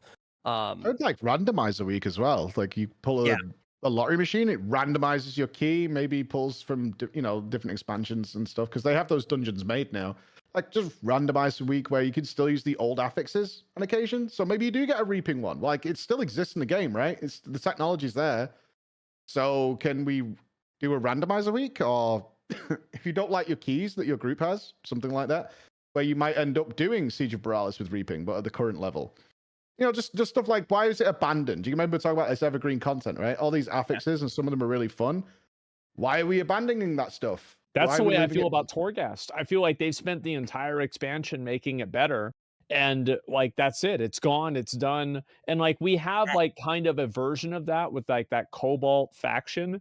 But other than that, we don't see anything from Torghast anymore. That was what I brought up at the beginning that I thought was such a downfall of WoW, and Preach has brought it up throughout this episode as well, is just kind of the idea that, it did feel like most of the time in expansions, you were in repair mode, trying to fix the new system. Then at the very end, it worked, and then they got rid of it, and then it was back to the drawing board again. So much of the efforts were there. One thing I will say with Torghast, I play a lot of roguelites, and I feel like Preach, I feel like you do as well. One of the things that I will say is, as somebody who critically plays those games, the really feel good moments that arise in those games did not truly arise in Torghast in its early states. There were not. You didn't feel the same way about the build that you were getting a lot of the time. You weren't like excited about the randomness of the run as much. It really did just feel like a chore, and that was, to me, a really sad thing to see, because one of the things that Blizzard historically has always been so good at is critically playing other games and saying, okay, I'm going to do this with more polish.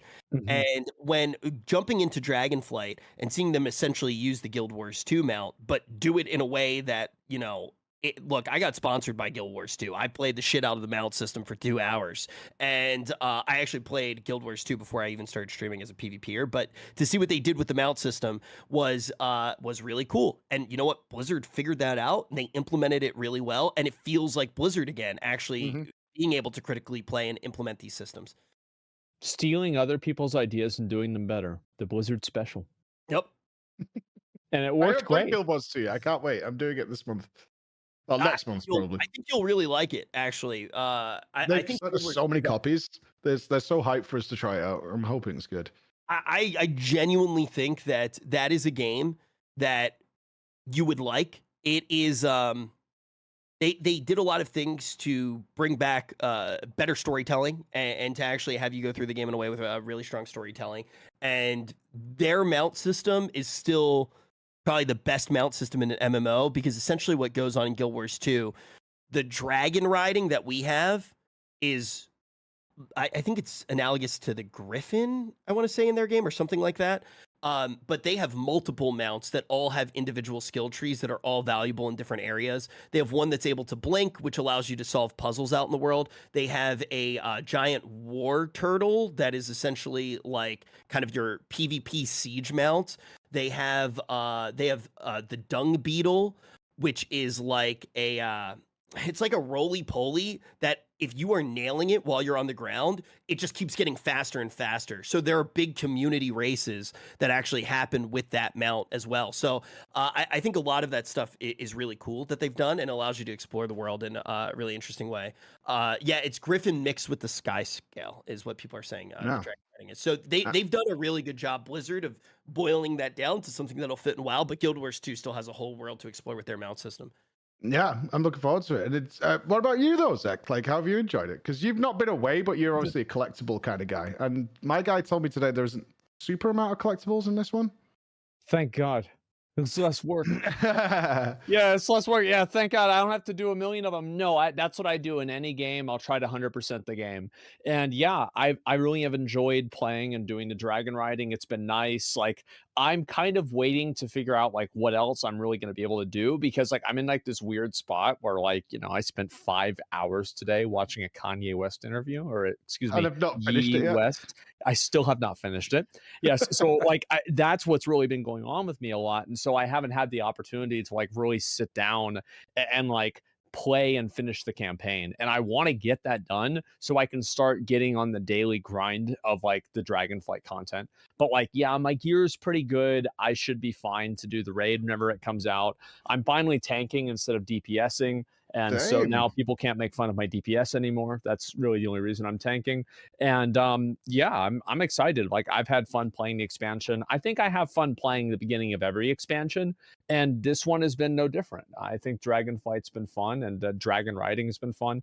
Just in general, I just hope that Blizzard focuses on making the game fun and just focus on making it fun.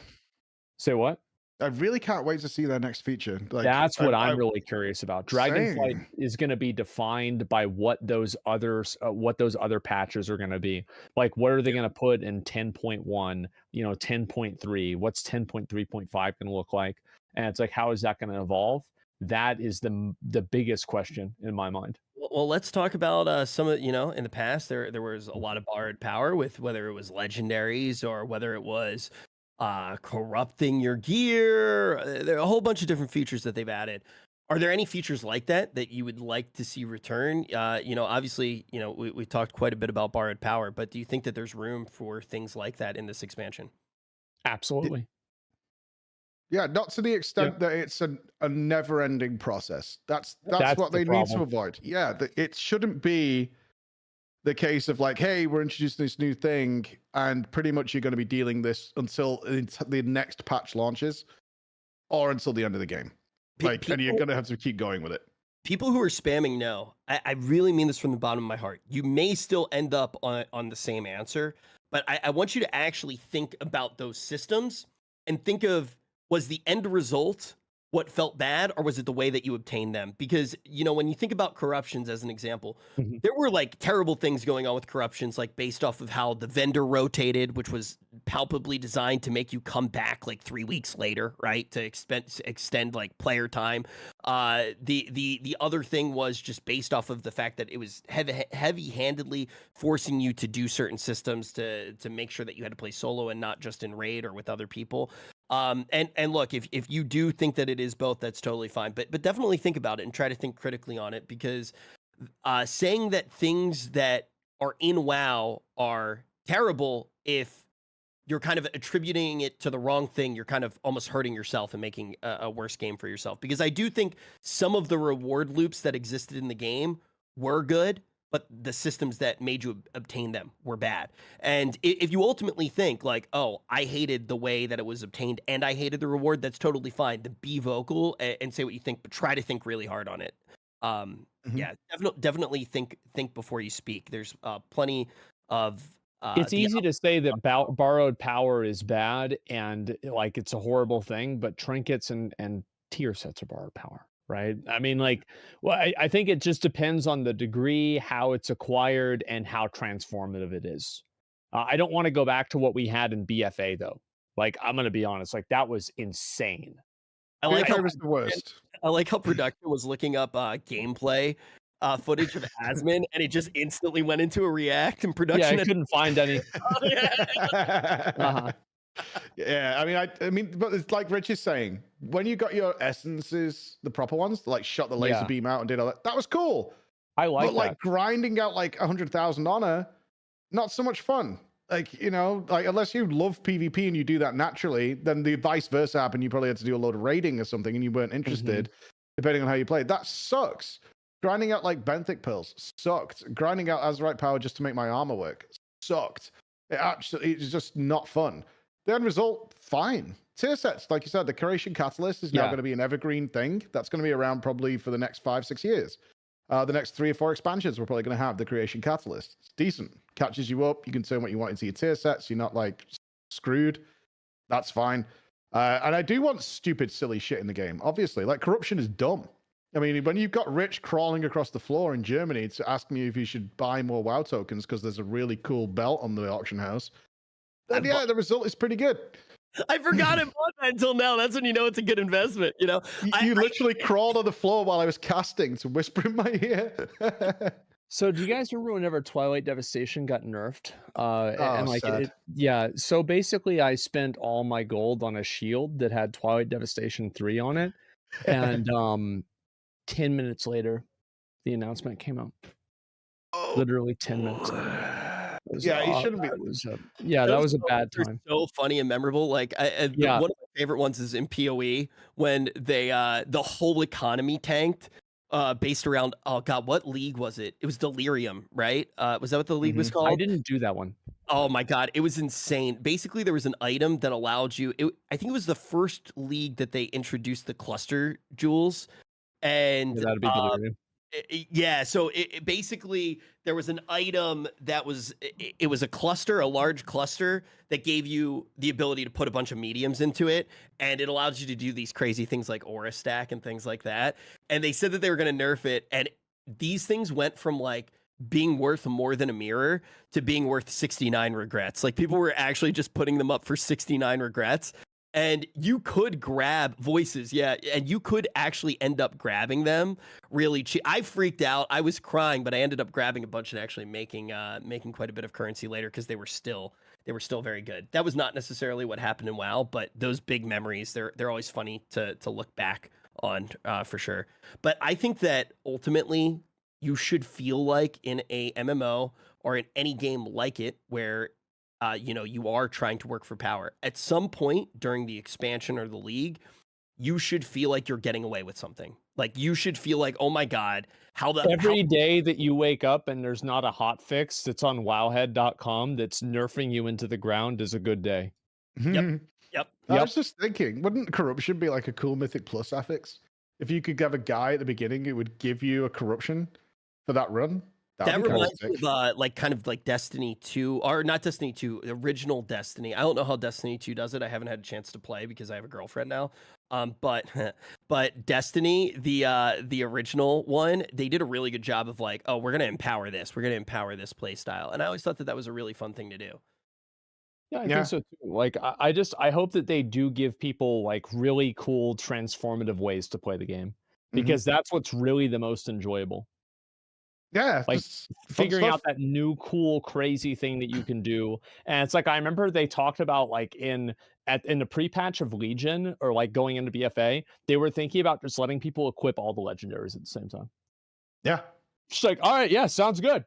Sure. Even temporarily, like that's what I'm saying. Like it's fine if it's temporary. That's okay because you Yeah. get to that silly week. It's like some of the BG affixes, right, where everyone's thrown in the air and all that kind of stuff. These just silly weekends. Yeah.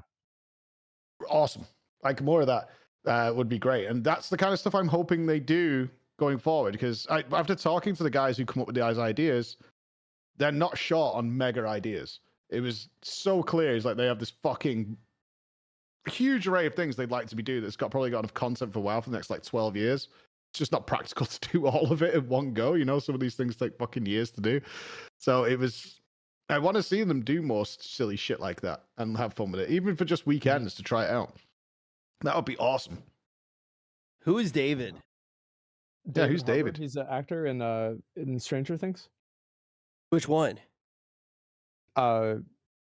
He's like the older guy. Let me see if I can find a picture. I don't know if I can or not. I'm sure we can pull a picture. Oh, Yeah.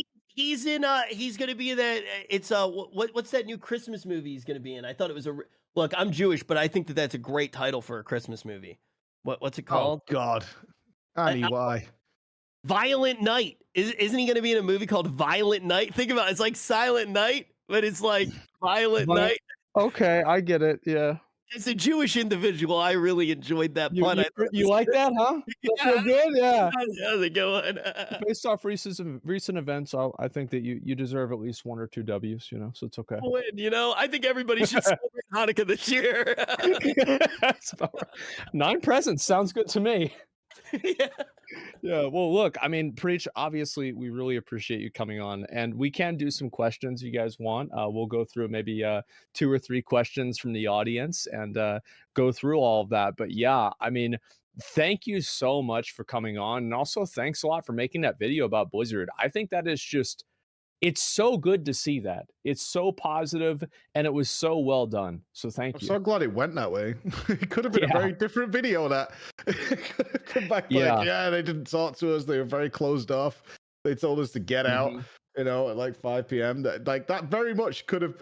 In that taxi when we filmed that on that morning, I was definitely like, you don't know what to expect. No, they like say skeptical as all hell. Like this could go either way for sure. I will say I did not see the next WoW expansion. Yes, my editor did put in a purple question mark. That was not a hint. He thought it was funny to get everybody speculating. I intentionally closed my eyes when that stuff was going on. I can't spoil anything if I don't know. So anything that's coming up, I didn't see. Yeah, I walked to the side. I'm gonna call it now. World of Warcraft Into the Void. It's happening. Into the Void. Okay. Completely coincidental if it happens. That's all I'm saying. And it's gonna be like all like you know, Doctor Strange is like, and we're gonna go into the void. It's finally gonna happen, and we're gonna fight like the big tentacle guys. They've been the Voidlands. Yeah, that's a good name. Yeah, the Voidlands. I like Shadowlands, Dragonlands, Voidlands. I genuinely I do not know fucking anything about the next expansion, and usually I knew at least a little bit. You know, I have no idea what's going to happen, which actually makes it more exciting. Even though this came out. I was very careful not to. I think that's why I got invited. They know I don't care. It doesn't matter to me what the theme is of the next expansion. I'm not a story guy. Like it really doesn't fucking matter to me, and I certainly wouldn't leak it anyway. But yeah, for the most part, thankfully nobody was, because there's so few people working there. They'd taken most stuff down, so that's what helped out with going around up there and not getting not learning anything I shouldn't know. And I will say they did not ask us to cut anything. Really? Really? Okay. Yeah. The only one of the provisos of me doing the thing was I agreed that if they really wanted me to, I would remove anything they felt that couldn't go public. Because obviously, but they didn't ask for anything. I had one correction from PR. That was it. I think that they are genuinely and understandably so. They're pretty reasonable once they already know what's coming out. But the idea of the unknown and everything that can go wrong is what stresses them out. And, you know, as a human being, I feel the same way about my life, you know? So I get how stressful it could be. Just like, wait, this Preach motherfucker could say anything at any time. And I get how that can be scary. But Preach, seriously, not only thank you for everything that you've done for WoW, but everything for all of the games that you've been playing. I've told you this before, but you're one of the first content creators that I ever watched that made me want to create content, and like all the way back in the day. And to see everything that you've done with 14 recently, and just all these games I love, I really do think that you do a lot of really great things for video games. I'm not that old, man. You're my dad. It's my birthday while we're together. How does that feel? Mhm. Me and you are going to be together on my birthday, Rich. Me and you. I'm very excited. We're going to celebrate. We are going to celebrate. I've got a costume. I know. Oh boy. Oh boy. Oh boy. Me and Rich have had plans brewing now for a couple of weeks. Yeah. Okay. I'm excited. We got the first question here from Eris TCR. Would you recommend Dragonflight just for the story? 100%. I think, yeah, it's a good story. I enjoyed it. I mean, sure, if you're gonna play through the expansion, if you like MMOs, you will probably get your money's worth out of Dragonflight. It's not FF14, but it's very, very good, and it fits into the WoW model. It really does. It's you're not gonna like fucking cry, playing this story, but it's not Shadowlands. It actually makes sense. Imagine that. All right. Brody, I love Xmogs and appearances. Do you think there needs to be more of this? I would do more any content for a long time if the helmets and swords were cool. LOL.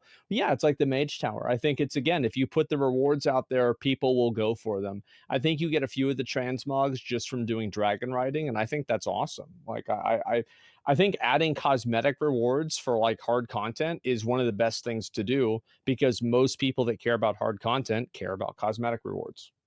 What do you think about because there's a shitload in Dragonflight, right? Of like profession appearances and stuff. So they let you choose one of 4 and then you farm the ones you didn't choose. Is that like a good progression system for someone who cares about cosmetics? Because I don't. Sure. I just pick whatever and move on. But like for someone who collects appearances and things. As long as it's not too annoying and you don't have to repeat the same content over and over, yeah, it's a good deal. It seems fine to me. I think transmog was the biggest mistake that ever happened to World of Warcraft, and if I could go in a time machine, I would make it never happen again, but it's too late now. We can't take it out of the game. It is what it is. It's understandable. All right. Preach, did you get a chance to talk to Ian about the specifics of any mechanics or systems and why they individually failed rather than just overall philosophy? Like specific systems. Yeah, I should be clear on what's still to come out, right? Okay. There's going to be one more video, which is going to be more like a narrative focused one, like the first one. So I'm taking you on a path of important points that all relate to the same subject. But we will be doing the full interviews as well, because like Ian and I sat down with Ian for like 2 hours. Everybody else was like an hour plus. In total, including all the footage and other interviews we did, we've got like 15 hours of footage. That's not going to work for YouTube. Right, that's a long reaction. That's not going to happen. So we're going to do 2, which are focused on an actual thing, and then we will release the actual full interviews. And yes, we did talk about a lot of that stuff specifically. That was the point. We wanted to be able to dive into things. Like he talked about Mythic challenge modes in the video we released. We thought that was a good conversation to include. So yeah, he talks a little bit more about other stuff, as do a lot of the other devs, especially the combat designers, who are like, Link is always known for PvP, but he's actually the big combat guy. And WoW's a combat-focused game, as is Graham. He comes from an FPS background. Like, the stuff those guys do is criminally underrated compared to what we see in the public eye. It was great talking to them. Okay, yeah, that's good to hear. I mean, I'm excited to see the second part. I'll say that for sure. Do you think we need another crackdown on boosting? It comes since once again they are back to their previous business. I feel like boosting, I mean, people are just going to, I mean, unless Blizzard makes it against the rules, people are going to do it. That's just, that's the way I see it. Do you have a problem with it? It does devalue content in the game. It absolutely does. Whenever you can just get boosted through it. How do I know that? I have the Mythic Jailer mount. And so, yes, of course. But the truth is that I don't really see them getting rid of it. Here's what I'll say. If you are willing to pay enough money, you can get an advantage in any video game, regardless of what the video game is doing, if you are willing to pay enough money. The one thing that I will say, regardless of how hard they're going to crack down on things that happen on third-party websites, removing it visibly in the game will affect a lot of people. Not true. You just haven't paid enough money. You're wrong. Trust me. The thing is if like I know and you don't, I will straight up say I am the authority on spending money to be good at video games. I'm not proud of it. It's just who I am. The thing is inside of video games, the amount that you see it is going to devalue the achievements of most of the players. Most players aren't going to go on these sketchy fucking websites and even know that it's going on, and they're not going to pay as much attention to it. And I genuinely think that, you know, if you're going into a group finder, for example, right? I mean, this was something that happened a lot in WoW. You're going into a group finder and everything you're seeing is that you don't feel like you're legitimately pulling something off, and you're a piece of shit. Oh, I fucking agree. I know I'm a piece of shit. I actually love the fact that I'm a piece of shit. I feel great about it, bro. I feel great about it. I'm good at every video game I pay. But the thing is at the end of the day, most people don't realize that it's happening in those games, and they're still having a meaningful experience, right? People like me shouldn't ruin games for people like you and like good people. And I genuinely mean that. Like, people like me are shitty and will always find a way to do that in video games. Straight up. Like, straight up. Like, think about it this way. You could, in theory, find somebody and just be like, hey, I'm going to pay you to play Raid Shadow Legends for me every hour that I'm asleep, right? And then you go, hey, Vegito, where's the account at, right? You can always pay to win in some capacity. You can literally have Vegito play games for you while you're asleep, right? And the thing is if people don't see it, if game systems don't let you see it, most people won't think about it, and it won't ruin their time. And I think that World of Warcraft should take a big effort to make sure that people who are doing things like that, if they're not banned, at least it's not in everybody's face and jammed down their throat. And I think another good example of this is bots being in front of dungeons. It happened in Lost Ark. It happens in WoW at times. When you see that, you instantly, your immersion for the world is just ruined, regardless of what type of player you are. Mm-hmm.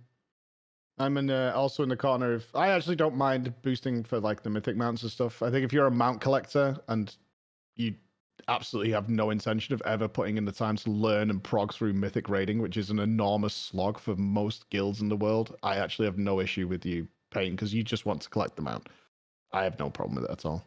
But when you, like Rich said, if it's just the first thing you see when you go to a new city and it's just fucking zerged in front of your eyes, it's awful. It's not nice. Yeah. So I'm not sure where the balance lies with that.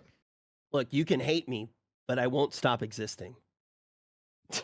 That's the truth about all the boosting. Yeah, you can complain about it all you want, but it's going to stay there. I think so. And we'll do one more question. Remarat, thank you very much for this. Yoshi P has expressed that he would love to do a crossover collab with WoW. Do you think Ian or the Blizzard team would ever go for it with a collab with Final Fantasy? I don't know. No shot. Yeah, no shot. You don't think so at all? Absolutely no fucking shot, in my opinion. If they do, I will sew a tail onto my body for a week. I will literally. Oh, don't go full cam on that. I literally, like, I'm telling you, that will never fucking happen. It will never fucking happen. No shot. Now, when you're saying that though, is that because of corporate reasons and not because they don't want to do it? Yeah, I mean, it's just, it would be such a nightmare for the licensing. I mean, it's tough to license a tournament for a company that size, and so you start getting into weird usage rights, right? So for example, it's like, okay, you do this promotion.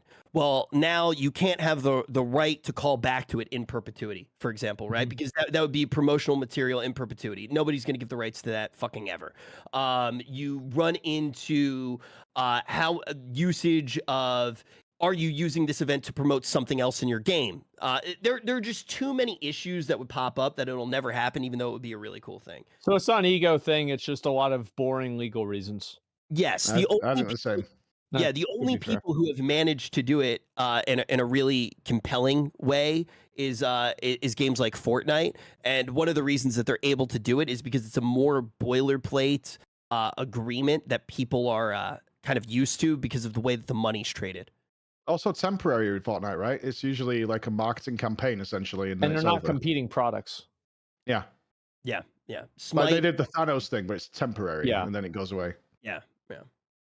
And like if you look at the Nier thing in FF, because they have a Nier crossover and Monster Hunter World crossover, but in MMOs it's permanent, right? Mm-hmm. I mean, the idea is it's replayable. You also do have to keep in mind it happens, a lot of the crossover stuff happens a lot more in Japan. It happens with quite a lot of titles, but in not just in the way that Blizzard is run. When you think about different things that are going on with Blizzard, it's a little bit counterintuitive to what their financial goals are most likely going to be, right? You essentially have Microsoft coming in potentially and investing a lot of money to say we are going to be able to grow these IPs, essentially have the game be somewhat of a loss leader, and we're going to make money off of merchandising, products, and all these people. So you want to protect that side of your IP to harvest cash off of it, right? So that's kind of my opinion on it. I don't think it will happen. It's not impossible, but I don't think it would happen. Yeah, I'd like to see Hildebrand just pop into Azeroth in a story quest or something. That would actually be sick, and then come back. You know, something really minor, but a nod to each other. Hildebrand and Chromie, right? Like imagine that quest. Exactly. That would be sick. It would be really fucking funny. Just like the Dark Portal gets a quest where the Dark Portal malfunctions, takes you somewhere completely random. Chromie accidentally puts Hildebrand in every fucking timeline, right? Like something like that. I mean, it would be hilarious. I get that. I mean, I hope that they do something like that too. It would be fun. Same with like other games. I saw that Lost Ark is doing a collaboration with The Witcher, for example. But yeah, I also feel like it's probably unlikely based off of just different licensing things. And also, like, would it be beneficial? Would it create a lot of toxicity? I think it would probably create so much drama, it wouldn't even be worth it. People will be really salty about it as well. They're going to be so weird, man. Like, and you know it. Like, that's what's going to happen. Yeah. Take this weeb shit out of my fucking game. Let me play my Vulpera. Yeah, as if Vulpera is any different. No, I do think so. But anyway, Preach, thank you very much for coming on. I really appreciate it. And once again, another expansion, another Preach Allcraft. All right, so next Allcraft is us bitching about the 0.1 patch and fucking where did it go wrong and all that. 10.1 save Dragonflight? Absolutely. Yes, that's going to be the next one. Oh, yeah. Get that for the thumbnail, yeah. Guys, I do want to say as well, big shout out to NordVPN for making everything with Allcraft possible. They have actually sponsored our podcast. I am not kidding. They have sponsored our podcast for 9 years or something not 9 years, like 6 years or something like that. And we've done 4 episodes. So I got to give a big shout out to them for actually not firing us, even though they don't give a fuck whenever I just randomly don't show up to work for 5 months. They're like, okay. They're like, yeah, whenever. We'll see you soon, Asmon, right? So seriously, it does mean a lot if you guys do check out the link. I highly doubt that the panel's up. So if the mods do want to spam the link in the chat, they can do it right now. And a big shout out to NordVPN for sticking by us, even though we very rarely do the episodes and we have kind of disappeared for several years. Several times. Yes. Awesome, dudes. Always a pleasure. For sure. Thanks a lot, man. And we will be going on over. Yeah. We will be going on over to Rich's stream and doing the after show over there where we take some of your questions, have you guys come in, give your 2 cents. So yeah, thanks a lot for watching, guys. Really fucking appreciate it. I'll be back on tomorrow morning. So yep, thank you guys. I'll see y'all later. Peace.